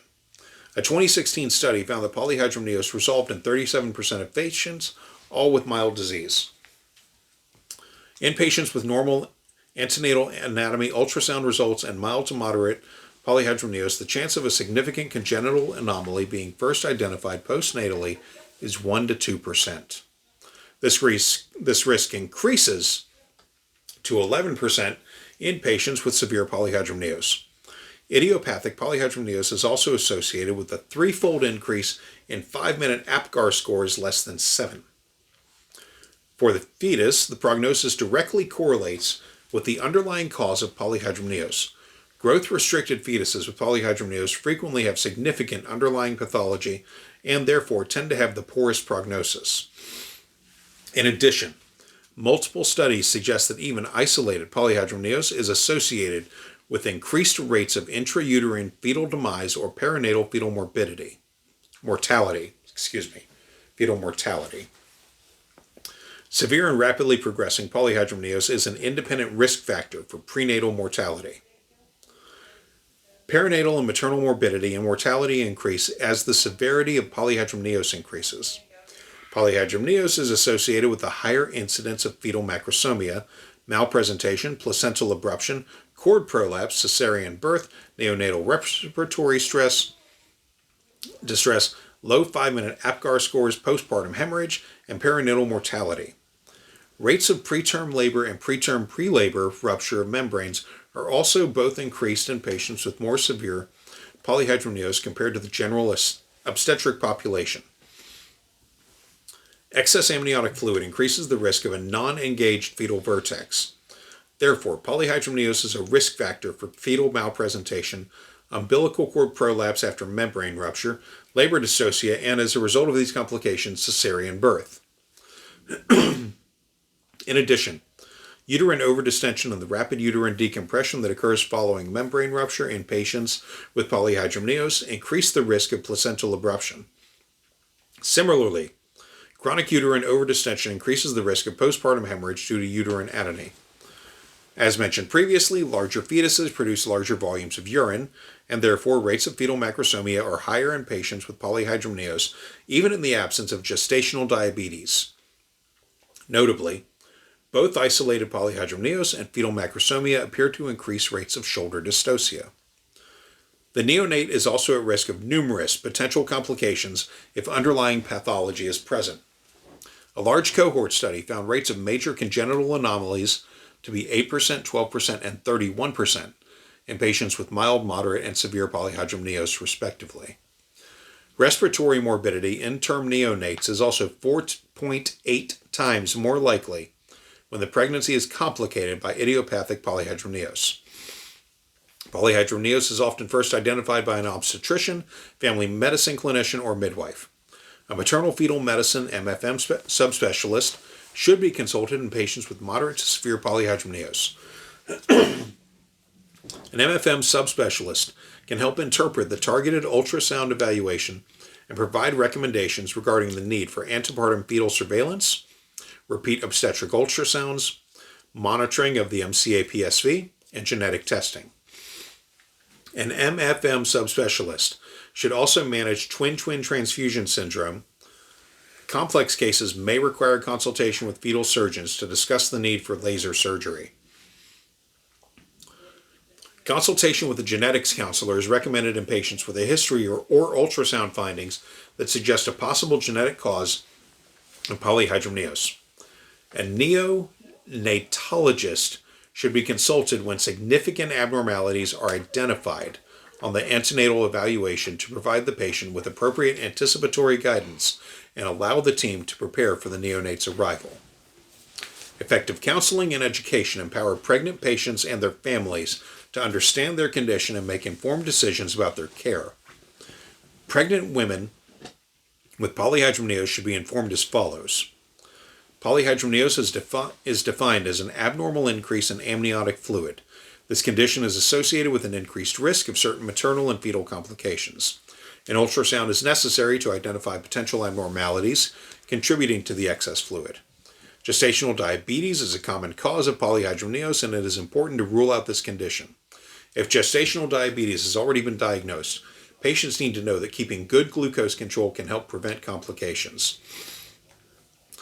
Key clinical pearls enhance the diagnosis and management of poly-hy-dram-nios.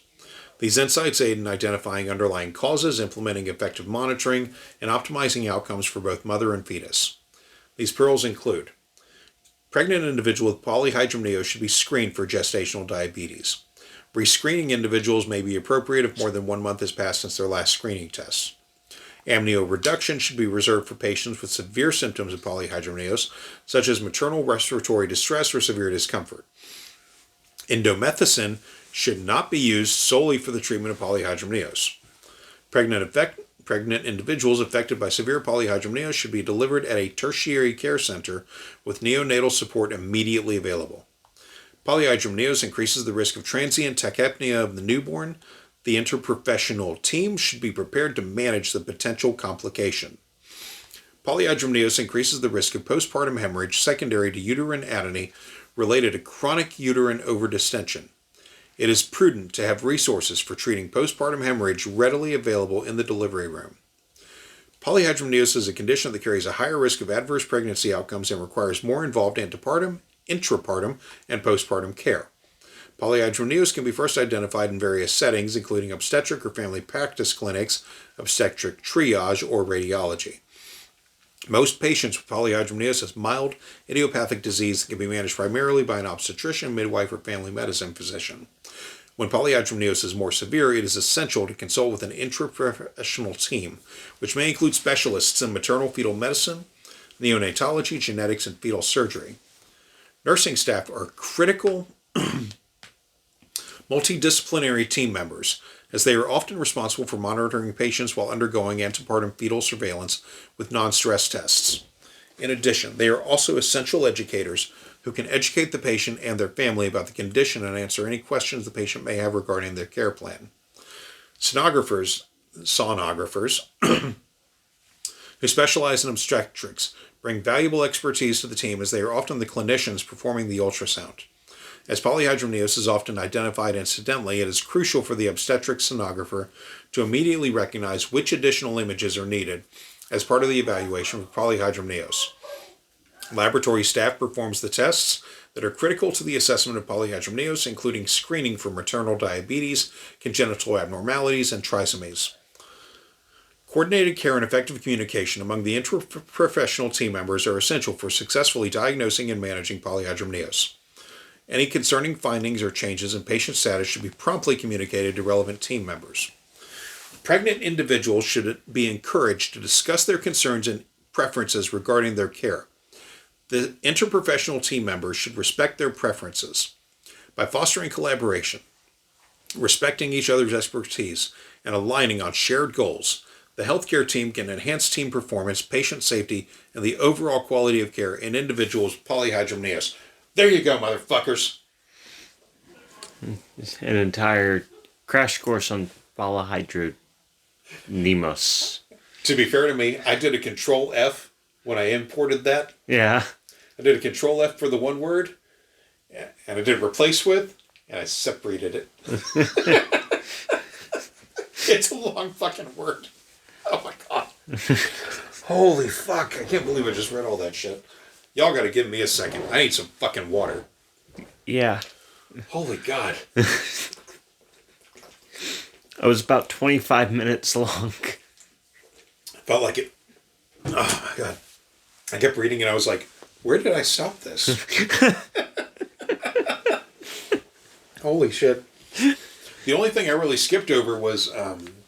the equipment. Yeah, the equipment part, because I was like, it's a long paragraph, but I was like, it's understood that they're going to use equipment. Yeah. You know, I mean, the most obvious one is them using a needle. To determine to alleviate the symptom, but as they said, it's going to happen again. Yeah. That's a multiple sessions thing, and every time you do that, it increases the risk of preterm labor. Yeah. You know, or it either increases the risk of preterm labor, or it can make labor longer because you're taking out the water. Yeah. Okay. So that's not a sign of a particularly healthy pregnancy, Candace. No, it is not. Testing and all should have been done that would have detected this as an issue going in. I would bet that is another reason she didn't want to go to whatever hospital her doctor was attached to, if they were attached to one at all. My point in reading through all of this is to say that this should not have been a shock. And had her medical records been available, the staff would have had a better idea of what they were about to deal with. Which again, in a connected social medicine system, might not have been an issue or a shock for the provider if they had access to her medical history. I looked up, in the editing phase of this script, whether or not Williamson Medical Center has or had a team of competent medical interprofessionals that could handle a pregnancy with possible poly-hy-dram-nios as a factor. And the answer is yes. Well, that's good, at least. Yeah, which may be another reason they went there. Mm-hmm. If this was a known factor going in. Anyway, post-water breakage. So at this point, they obviously got the wheelchair ready to take me to the next room. And this is where things went wrong, I would say. Not wrong, but it just wasn't perfect. It's because I got into my own head. So obviously, I was very excited because that meant that I was right on the money, and I knew that if my water broke, with me, water break, it means get ready to catch the baby. Like, this baby's going to be here in like an hour and a half or 2 hours. But one thing that my husband said was that I never, ever, ever get checked while I am pregnant. It means nothing. There's no reason to put yourself through that uncomfortable check. Even if they say you're 4 centimeters dilated, like my sister was, she didn't have her baby and she ended up being induced 2 weeks later. It means nothing. Women do it to mentally trick themselves. It means the baby's coming faster. You can stay dilated at 4 centimeters for weeks upon weeks upon weeks. So that was the first time that I had ever had a dilation check. And so we were thinking, okay, she just checked you and your water broke.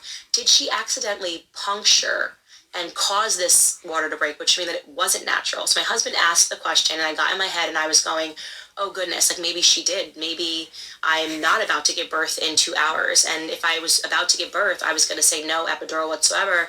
But if we're going to be here for a very long time, once your water breaks, the contractions can become a lot more painful because you've basically removed the cushioned barrier. And I was just a little nervous, and the nurse was so supportive. She was like, you do not need to do an epidural. And I was like, I do not want to do an epidural, but I am now fearful that, like, what if this is going to be 20 hours, even though that's never happened to me ever, and every birth has been really fast. And I just lost a little bit of confidence because I was suspicious that maybe she had accidentally punctured and caused for this water breaking to happen, which does happen sometimes if people are too aggressive in there. They can accidentally, break your water. Okay, water on main. I looked into whether or not this is a common occurrence. And it definitely isn't a common occurrence. Going back to the poly-hy-dram-nios we discussed already, if the nurse assessing dilation ruptured an overfilled amniotic fluid sac, it certainly would have been possible, and the risk could have been managed better if she had proper medical care to begin with, which I am inclined to believe that she did not have proper medical care, because what kind of masochist would want to be her fucking doctor to begin with? Anyway, it turns out that Candace needs drugs. She's going to describe in detail the process of her getting an epidural from a doctor that had no opportunity to get to know her in any way. I don't usually do trigger warnings on this program, but there you go. The next clip is 8 minutes long, and I am not apologizing for it. Strap the fuck in. So I said, let's get the epidural. And I will tell you guys, this is going to be the first and last time, the third and last time that I will ever get an epidural. I never have a good experience with it. And I know that this is a question that a lot of women ask, like, do I want to get the epidural? And for me, the answer going forward is always going to be no after this particular experience. So I do want to say that if you are queasy at all, this is probably not the next 3 minutes of the podcast to listen to. I am not a queasy person. Needles don't fear me. And by the way, it's not that bad. Like, obviously, I'm alive. It's don't be totally creeped out. But if you're nervous about your epidural and you don't want to hear a bad story, this is not a great story. It's not an awful story, but it's definitely not a great story. But also, I think, challenge yourself to listen to it, because you should hear this stuff, you know? You should hear when things don't go perfectly. It's really important. So again, they transferred me to the room that I was going to give birth in, and that is the room where they called in for the epidural. And obviously, you know, this is a shot in your spine, which already makes many people very uncomfortable. But just so you know, there's this concept out there that if they miss, like, you're going to be paralyzed. Like, that's not true. My first pregnancy, they missed 3 times. It was awful. And I had epidural site pain, which is why I didn't like it. And this time, he missed pretty epically in terms of the pain. Not the pain that it caused me, but the discomfort that it caused me. So he went in, and I instantly just felt in my soul that I shouldn't be getting this epidural. It was weird. I just felt like my baby was coming soon, and I was too on the fence and didn't have this confidence. And he told me to bend my spine over like a cat, and that made me feel weird because my previous 2 anesthesiologists never asked me to do that. So I was wondering if that meant that he wasn't the most precise with epidurals. I don't know. I just didn't like even being told to do that, like a cat. And so he went in, and, you know, first they numbed the area, and then he was doing the epidural. I can't tell you what that looks like. My husband is all into the gore, likes to watch everything. He was right behind him watching. He hunts, so he doesn't get sensitive to any blood, anything that's happening. But anyways, at this particular moment, you know, I was facing forward. He was behind me, and he had the needle in my back and started, honestly, the only I can describe it is cranking. I guess there must be some mechanism, some crank once it's in, that they're moving and they're doing this. And I could feel it. Not in a painful way, but I could feel someone inside of my spine doing this. So just imagine how absolutely, and I said to him, stop, I can feel that. And he didn't really, he was like, well, is it a pressure pain or is it a pain? And I'm like, I can't answer that question, but I just know that I shouldn't be feeling this. And he kept going. And then suddenly I said, I'm losing consciousness. Now, I want to be clear here. I am not a person that passes out. Like I said, I am not queasy. I am not, like, when I see a needle, my older sisters is the exact opposite. My sister faints if you talk about fainting. Like, I'll be like, Ashley, I fainted, and then she'll go, oh. You know, she's a bit of a feather. I am not that way. I can blood, gore, needles, all of that. So for me to be passing out, and it wasn't from pain, it was this shock of feeling, I guess, it's the only way to describe it. It was super not on brand for Candace Owens. And also, what I want to be clear is I can count on 5 fingers how many times I've passed out in my life. And this was not a regular passing out. My body went into shock. And the way that I can describe it to you is, and I'm going to maybe hopefully be able to find a clip that we can put into post. But you know when you watch a movie scene, I'm thinking of the movie Crash for some reason. I feel like they maybe had a scene like this. I was quite young when that movie came out with Sandra Bullock. But when something insane happens, and like if someone gets into a car accident, your body can literally go into shock. And that is different. You're not just passing out.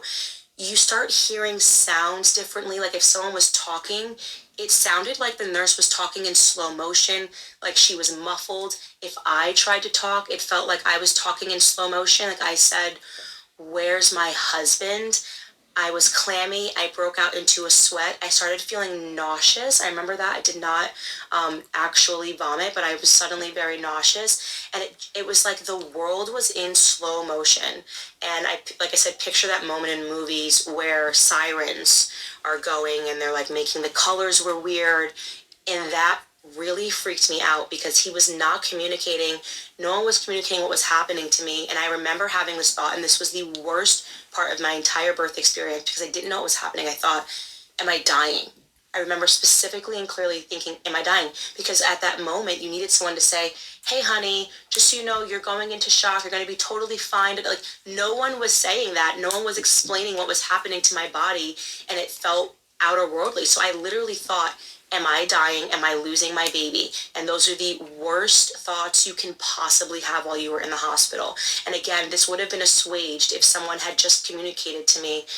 Interestingly enough, my executive producer has this, there's a proper medical term for what was happening to me, and she was telling me she gets it all the time. So she would know what was happening. She would know she wasn't dying. She prepares for it going in. If you don't know what shock is like, it is absolutely terrifying if there's no one there to explain it to you. And so I was like running cold, thinking I was dying, which then having the bad thoughts was making it sort of worse. This probably only lasted 4 minutes. It was the longest 4 minutes of my life. And no matter what, when you come out of it, and I came out of it, you're just exhausted. Right? So I had so much energy going into the hospital. I was like, you're exhausted. Your body just gave so much energy to passing out. I don't even remember what he backed out, went back in, did it again. And sadly, my epidural did not even take. So I felt full contractions the entire time, but I was like partially numb in one leg. It was totally not worth it, and I shouldn't have done it. And you're not even going to believe this. 10 minutes later, I'm saying to her, I'm feeling full pain. I've just passed out for this epidural. I'm feeling fully the contractions, and now I don't have the energy that I had to sit up to brace the contraction. So it was not worth it. I expended all of this. I expensed all of this energy, trying to get this epidural that's not working. And now I feel like I don't have the energy to push or to deal with these contractions. And of course, 10 minutes, she's like, well, let's give it 10 minutes. Maybe the epidural will take some time.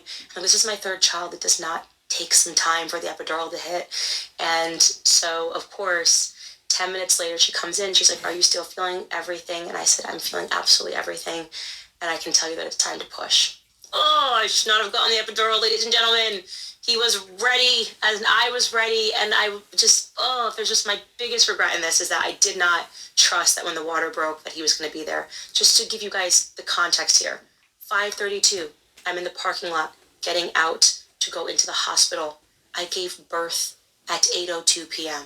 This is how quick all of this transpired. I did not need the epidural. I needed faith in myself in that moment, and I will forever be kicking myself for not having done that. So now it's suddenly time to push, and I have no energy. I am exhausted.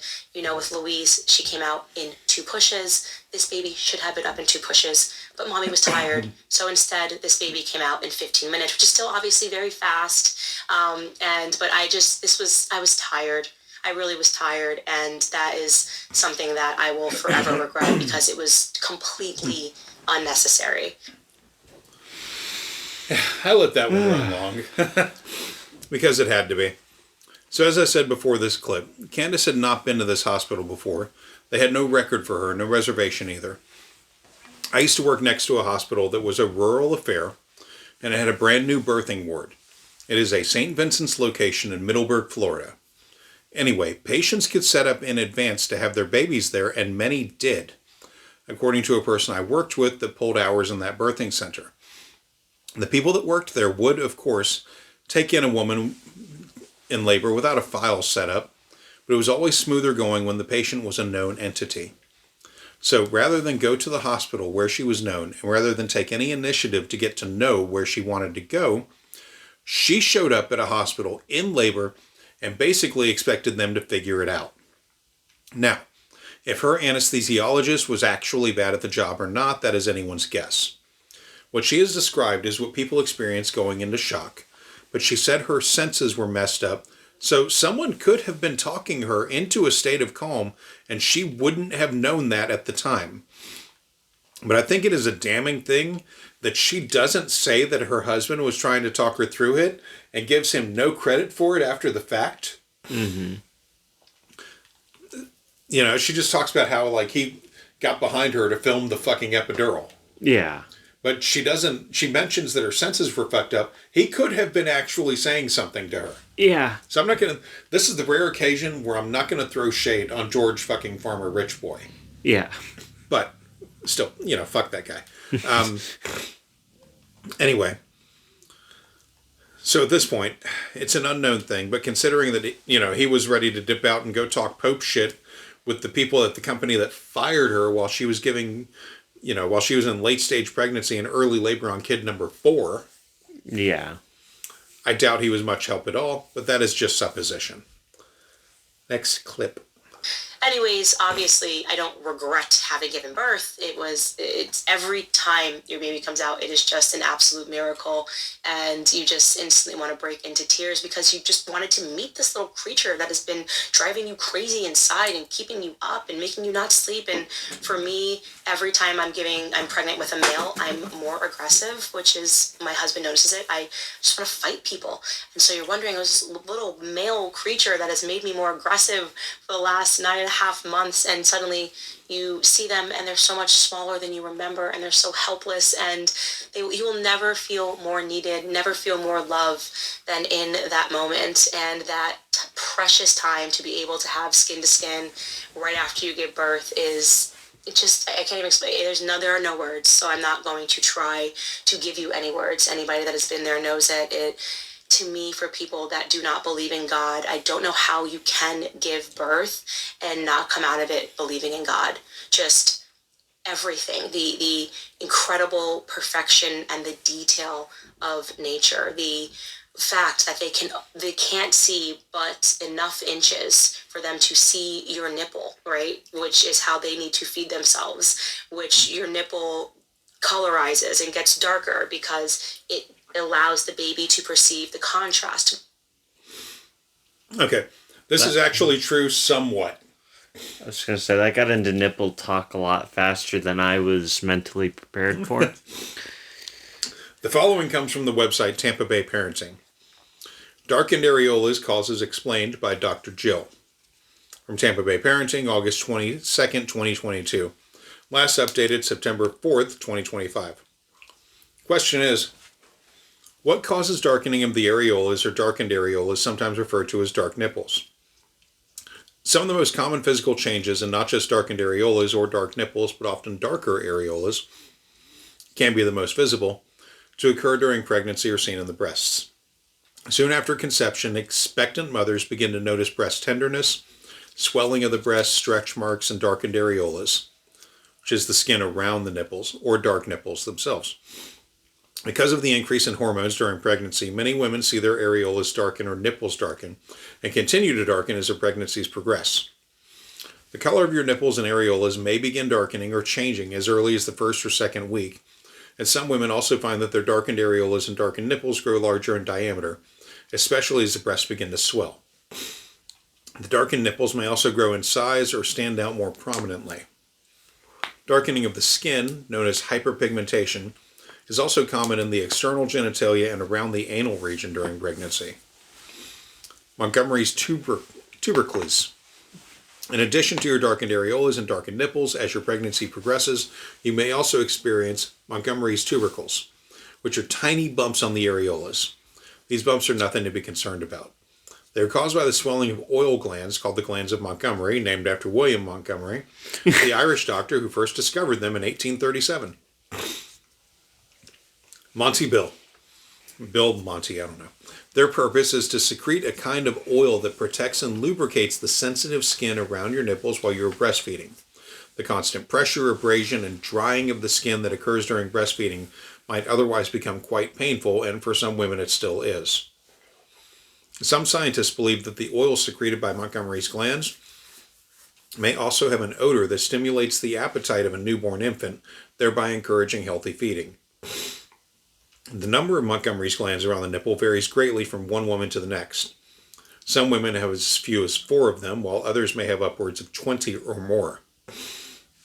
They are normally invisible to the naked eye, which is why some women become alarmed at the sudden appearance of mysterious bumps around their nipples during pregnancy, although many women report that Montgomery's glands also become visible during states of sexual arousal. The main cause of darkened areolas and dark nipples are hormones. Progesterone and estrogen cause the body to produce more pigment. This is why many women see splotches and patches of darkened skin all over their bodies. These hormones also cause widening of the areolas, breast tenderness, breast swelling, leakage of colostrum, dark nipples, and all the other changes that happen to the breasts. It is believed that darkening and widening of the darkened areolas and dark nipples during pregnancy and breastfeeding may be an evolutionary adaptation. Newborn infants have blurry vision, and a larger, darker areola and dark nipples are easier for them to see and distinguish from the rest of the breast. Other possible causes of darkened areolas and dark nipples in women can also be caused by aging, menstruation, or certain medications. In some cases, skin darkening can be a sign of a serious problem, although generally this is not the case. If the color change is accompanied by pain, redness, or bleeding, then your healthcare provider should be notified. If you are not pregnant, there is a possibility that your darkened nipples and darkened areolas are caused by a serious medical condition, such as Paget's disease, a rare form of cancer. Paget's disease is not likely to be the cause if you have darkened nipples on both breasts, but in any case, the symptom should prompt a visit to your doctor for an examination, especially if there is flaking or peeling of the skin around the nipple and areola. Treatment for darkened areolas and nipples. There isn't much you can do to prevent your skin from darkening while you're pregnant or nursing. The change of color is not a life or death situation, it's just a natural part of being pregnant and giving birth. Darker areolas during pregnancy will in most cases return to their original color after childbirth, although they will most likely stay dark as long as you are breastfeeding. For some women, the darkened skin is permanent. Some medicated creams can be unsafe to use during pregnancy, so it's important that you consult your healthcare provider before applying any type of cream or ointment to your breasts, darkened areolas, or other parts of your body to treat skin problems or changes. So, she's not wrong. Yeah. For once. Next up, titty time. When you learn how instantly, once you give birth to that placenta, which you don't even remember, I never once remember giving birth to the placenta. Actually, it was the first time I saw the placenta. It was pretty cool. I kind of wanted to touch it, but I was holding the baby. That as soon as that placenta exits, it sends a signal to your body to let down the milk ducts. Like, come on. It is just amazing. The miracle of birth and the divine nature of it all, that obviously something greater had to have created this. There is a mathematical precision and a beauty, and I know that for women that end up having C-sections, that is what gets disrupted. Your body doesn't know that you've given birth, and that is something that we should talk about in a later episode, because it is so much harder for mothers that are coming out of a C-section, and I know so many mothers that deal with, forms of depression, which is going to be next week's episode, or the next episode rather. We're doing this bi-weekly, that we're going to talk about postpartum depression and things of that nature and things that contribute it. But when you are able to experience that divine perfection of birth and things go as it should go, which obviously if you have a healthy baby, when as it should go, but what I mean is to give birth naturally, I just don't understand how people can walk away from it and not believe in God. Okay, so first, the exit of the placenta sends a signal to the body to start allowing milk production. It is a known hormonal change. There is a link between women that have to get planned or emergency C-sections having difficulty lactating for up to 5 days, but usually less time, provided they are following doctor's instructions. I have included a link to a UK-based site, LaLeche.org.uk, literally about C-section and breastfeeding after one. It is not impossible, and it doesn't have to be any more difficult than after a natural birth. That said, I am also linking to an article by the NIH where a Canadian study is shared that mentions in the abstract that planned C-sections are more common in Canada than anywhere else in the world, happening at a rate of about 27.1% at the time of the study, which was around 2016, when the rate of other countries was around 5 to 15%. So Canada, 27. Everybody else, 5 to 15. Beyond that, for C-section births, whether planned or emergency, less mothers planned on breastfeeding, opting instead to use formula for all or most of their child's early feeding. The study is fascinating, and anyone interested in the outcomes is welcome to check it out. It is in the notes. As for the other thing she said about birth seeming like a miracle, I mean, come on. I would call it a miracle if she had given birth in any situation other than I walked into a hospital where they weren't expecting me and dropped a baby on them. That miracle is called medical science. Yeah. And the social safety net of happening to have a rural hospital just close enough that driving out to it was feasible. Now it is time for some star fuckery. My postpartum experience in the hospital was wonderful. Again, I had the most supportive nurses. I was like, no vaccines. They didn't even care.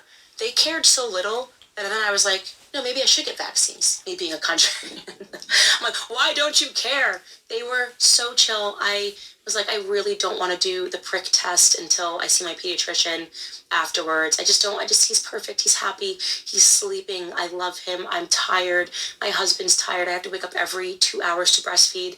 They were like, no problem. I was like, please don't knock on the door throughout the night. They were like, no problem. I mean, it was just wonderful. The immediate postpartum experience in this particular hospital was wonderful.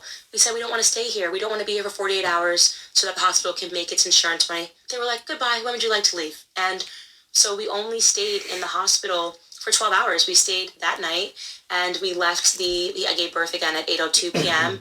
and we left the hospital at about 8:30 a.m. the next morning. We had a McDonald's after I ate, which I hadn't had in a long time, and I'd like to tell you it's still delicious. I probably eat McDonald's once a year, and every time I do, I am just shocked at how delicious it still is. It is bad for you and so good in certain moments. And Okay, so she was there long enough to be known and recognized. These people had time to pull up her social media information. Enough time to see that she named and shamed the last hospital that she had given birth in. And they probably didn't want any of that smoke. Mm-hmm. I don't blame them. I can just imagine them being like, oh, she wants to leave early? Express file now, Becky. Mm-hmm. Of course, they didn't give her any drama about vaccines or anything. They likely just wanted to be rid of the internet celebrity / influencer known for being medically ignorant and very loud. Yeah. Yes, absolutely. Let that one go. I get it.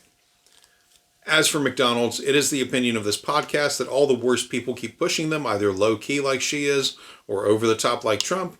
And ever since he pulled that whole drive-through stunt in Philadelphia, I have not spent any money with them, nor will I. This is just another reason I will be avoiding them.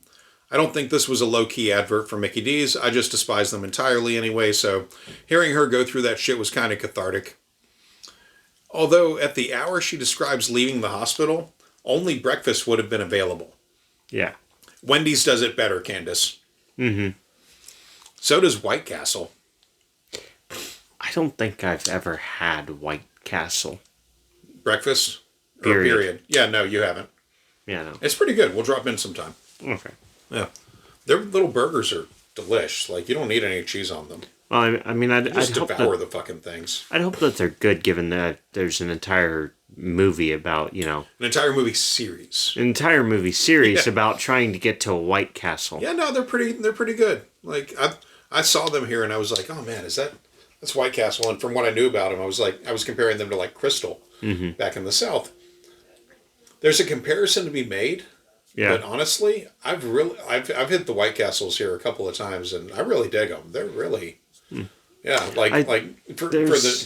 the small cost of the food, it's pretty damn good.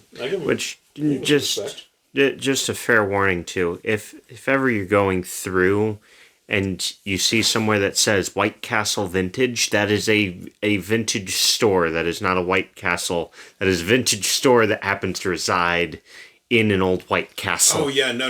You're talking about the record store. Yeah. That's over near 27th Street or whatever. Yeah. Yeah. It is an old ass White Castle. There was a burger shop that is now a record and merch shop for like local bands and shit. It's actually pretty cool. I walked in there one day. They're really nice people. Yeah. But it's catty cornered from a free skating park. Yeah. Yeah. It's pretty neat shit. Anyway. Yeah, so Like I said, I just despise McDonald's entirely. Yeah, when he says it better, yep. Anyway, it's time for the final clip. Sorry, I had to filter back through my script here. Anyway, it is time for the final clip, and Candace says, one thing I agree with that I think is actually positive and good advice. So we left the next morning after they gave us breakfast and went home with our baby. We're not chased out of the hospital. We're not told that we were doing anything wrong. Just healthy, happy mom, a sleepy dad, and a very healthy baby. So other than this experience that I had with the epidural this time, which again, I don't want you to walk away from this and be like so traumatized from it. I've had an epidural go well once, and that was with Louise. But again, even in that time, I just didn't need it. And I wish that I had more faith in my body. I'm grateful whenever anything goes wrong in my life because I know there's a reason for it, and because I'm not done having children, I know that the reason that went wrong is because now no matter what, I will have the confidence to say no to an epidural, because I will be like, no, I know my body after 3 births. Each time everything happens, the show is on the road. When that water breaks, that baby is coming out shortly. And so I just wanted to be able to share that with you guys, to share my birth story, because I know the women out there want to hear it, and maybe some men too. Like, I think probably definitely for your first child, you have a lot of questions, and you should, because you are always going to have to be the person that is advocating for your wife when you are in the hospital. There's a lot going on for a woman, and having a plan, if you're in a hospital that is particularly aggressive when it comes to vaccines, you are the person that is going to stand up and advocate for your wife. You are that your child, saying absolutely not. And there are so many men that understand that, and my heart goes out to people that don't have a partner and are going through this, moms that are single moms that are giving birth and don't have someone there for them. I can't even imagine going through that process. But what I will tell you is that when you hold your baby, every single thing that you have gone through, it just fades away in that moment. It is beautiful. It is spiritual. It is divine. So guys, we're going to stop the episode there. I hope you enjoyed that. Give me all of your comments. Tell me about your birth experiences, because I never get sick of hearing stories. As always, you guys, all of the links and the resources, I don't think we got too much into any links and resources needed today because it was my personal story. But if you are looking for links and resources on past episodes and you are not yet following our Instagram, you are missing out. It is a very funny Instagram handle. I think I'm funny, and I find this to be funny. I think I have a good sense of humor. It is at Shot in the Dark DW. Thank you for joining me this time. Looking forward to seeing you guys next time. Okay, so first off, she couldn't be bothered to provide links, but we sure as fuck did, and they are in the show notes. The one thing she said that I agree with, and one of the things I live by, is that bad things can happen, but as long as I am alive, I will try to learn from them and adapt, overcome, or accept what is happening and deal with it. It does not mean to throw caution to the wind or to rely entirely on data or vibes, but to just learn from errors. That is all we can really do. In her case, she had a shitty epidural. She found some strength, she says, in saying no to trying to make it work and learning from it. That might not work for everyone. You do what is best for you. Epidurals have always looked and sounded absolutely frightening to me, and I think any woman that agrees to one or just goes through labor is doing something I can't imagine doing. So respect to all of you that have ever even been pregnant for any length of time. I'm sitting here across from my son, and that shit still blows my mind. Okay, let's drink something odd. I was in a local grocery chain the other day. One of the locations here called Cub. Now Cub stores are all pretty big. I don't think I've been in one that I would consider small in any way at all. Cub has, of course, their own sugar cookies. Yeah. Well, Cub has a partnership with a local brewery called Liftbridge, which is over in Stillwater. Yeah. So we've done a Liftbridge. I think we did their mini donut soda or one of their root beers or something before. Yeah, mini donut soda, and 1919 is one of theirs as well. Okay. Yeah. Wait, no. 1919 is New Ulm. Oh, right. Yeah. Sorry. And New Ulm does have that kick-ass orange soda. Yeah, I think it's because they're next to each other and they're around about the same can size. That's why I get them confused. Now, all of this said, Matthew turned 21 recently, and we went to Surly Brewing, and, got him some very good beer and a decent meal. And also at New Bohemia, which is a bratwurst restaurant where they make their own bratwurst on site. Excellent shit. And their bratwurst is good enough that I had leftovers, and I quite literally got hungry in the middle of the night. Went into the refrigerator and just went, fuck it. Pulled them out and ate them cold. Yeah. Oh, yeah, yeah. They've got wild elk bratwurst. Yeah, like just unimaginably good shit. Yeah, if you go to one of their locations, though, it is, you figure out your order, then you go tell the bartender, and they bring you the shit. Any rate. So, I said all of that to say that I found this 4% alcohol by volume Liftbridge Brewing Company Cub Sugar Cookie Beer. We have not had this. I don't know what to expect. But they come in these pint-sized cans. Yeah. It says, a refreshing collaboration between two Stillwater success stories. Inspired by the timeless taste of a Cub sugar cookie, this golden ale combines flavors of vanilla, sweet cookie, and a sprinkle of sugar. All right, let's open these up. We got a 4-pack, so okay. All right. Little. Ooh, it smells sugar cookery. Oh yeah. Pour mine up.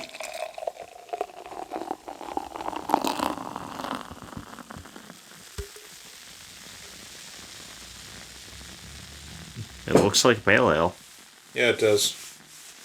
Looks. I mean, that's what you get from the vision on the can, anyway. Too. Bit of a pale ale or an orange, like a light orange soda, kind of look. Smells like a. Goddamn! It smells like a fucking sugar cookie. Like a store-made sugar cookie. I mean, that's what they were going for. So yeah, mission accomplished, guys. Still pouring mine up. This has got a really thick head on it. yeah. Yeah, CUB, C-U-B, stands for, in this case, Consumers United for Brewing. I think it's Consumers United for Buying or some shit like that. Yeah.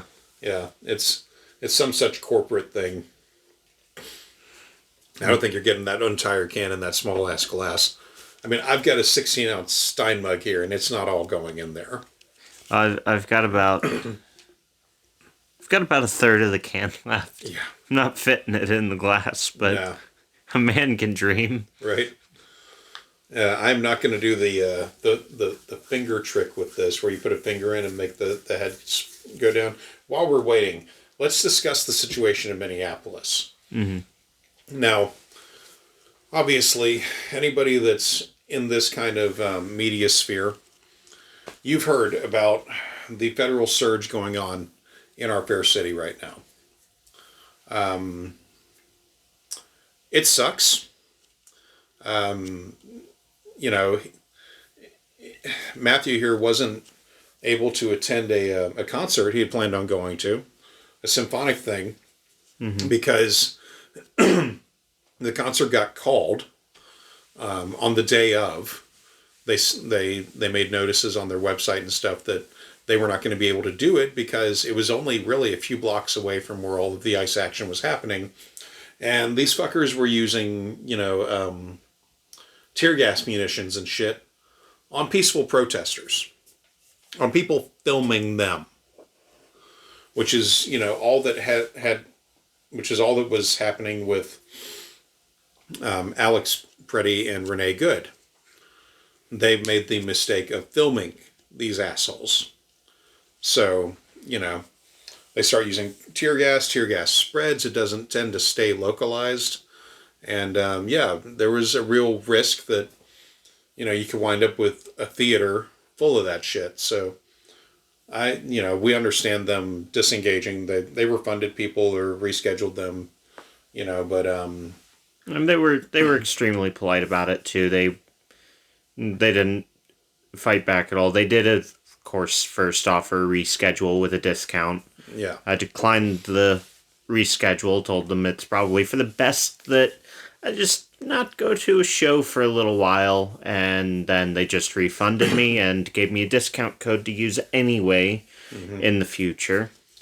Because it was $140 something for 2 tickets. Yeah, now anyone who says that, oh, well, okay, one of the stupidest fucking things, one of the stupid, most checked out fucking things that I heard Trump say about our protesters recently was, oh, they've got beautiful signs. I've seen some of those signs. They're really beautiful. Like, yeah, this is a city of artists. We have serious art schools here. We have a serious maker community and shit. Like, people do the things here. We don't, they're not getting paid for it. This is labor of love signs that they've made, That's why there's no two alike, generally, when you see, like, the really nice ones in the crowd. But let us try this now. Mm-hmm.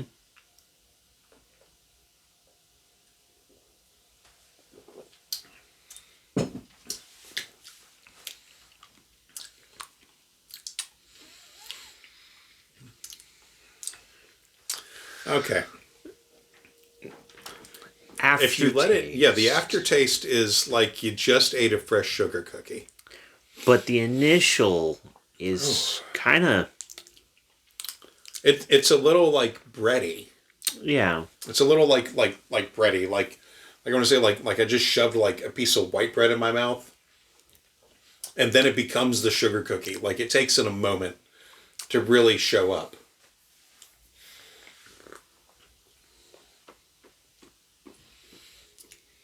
Like I can smell it on my breath.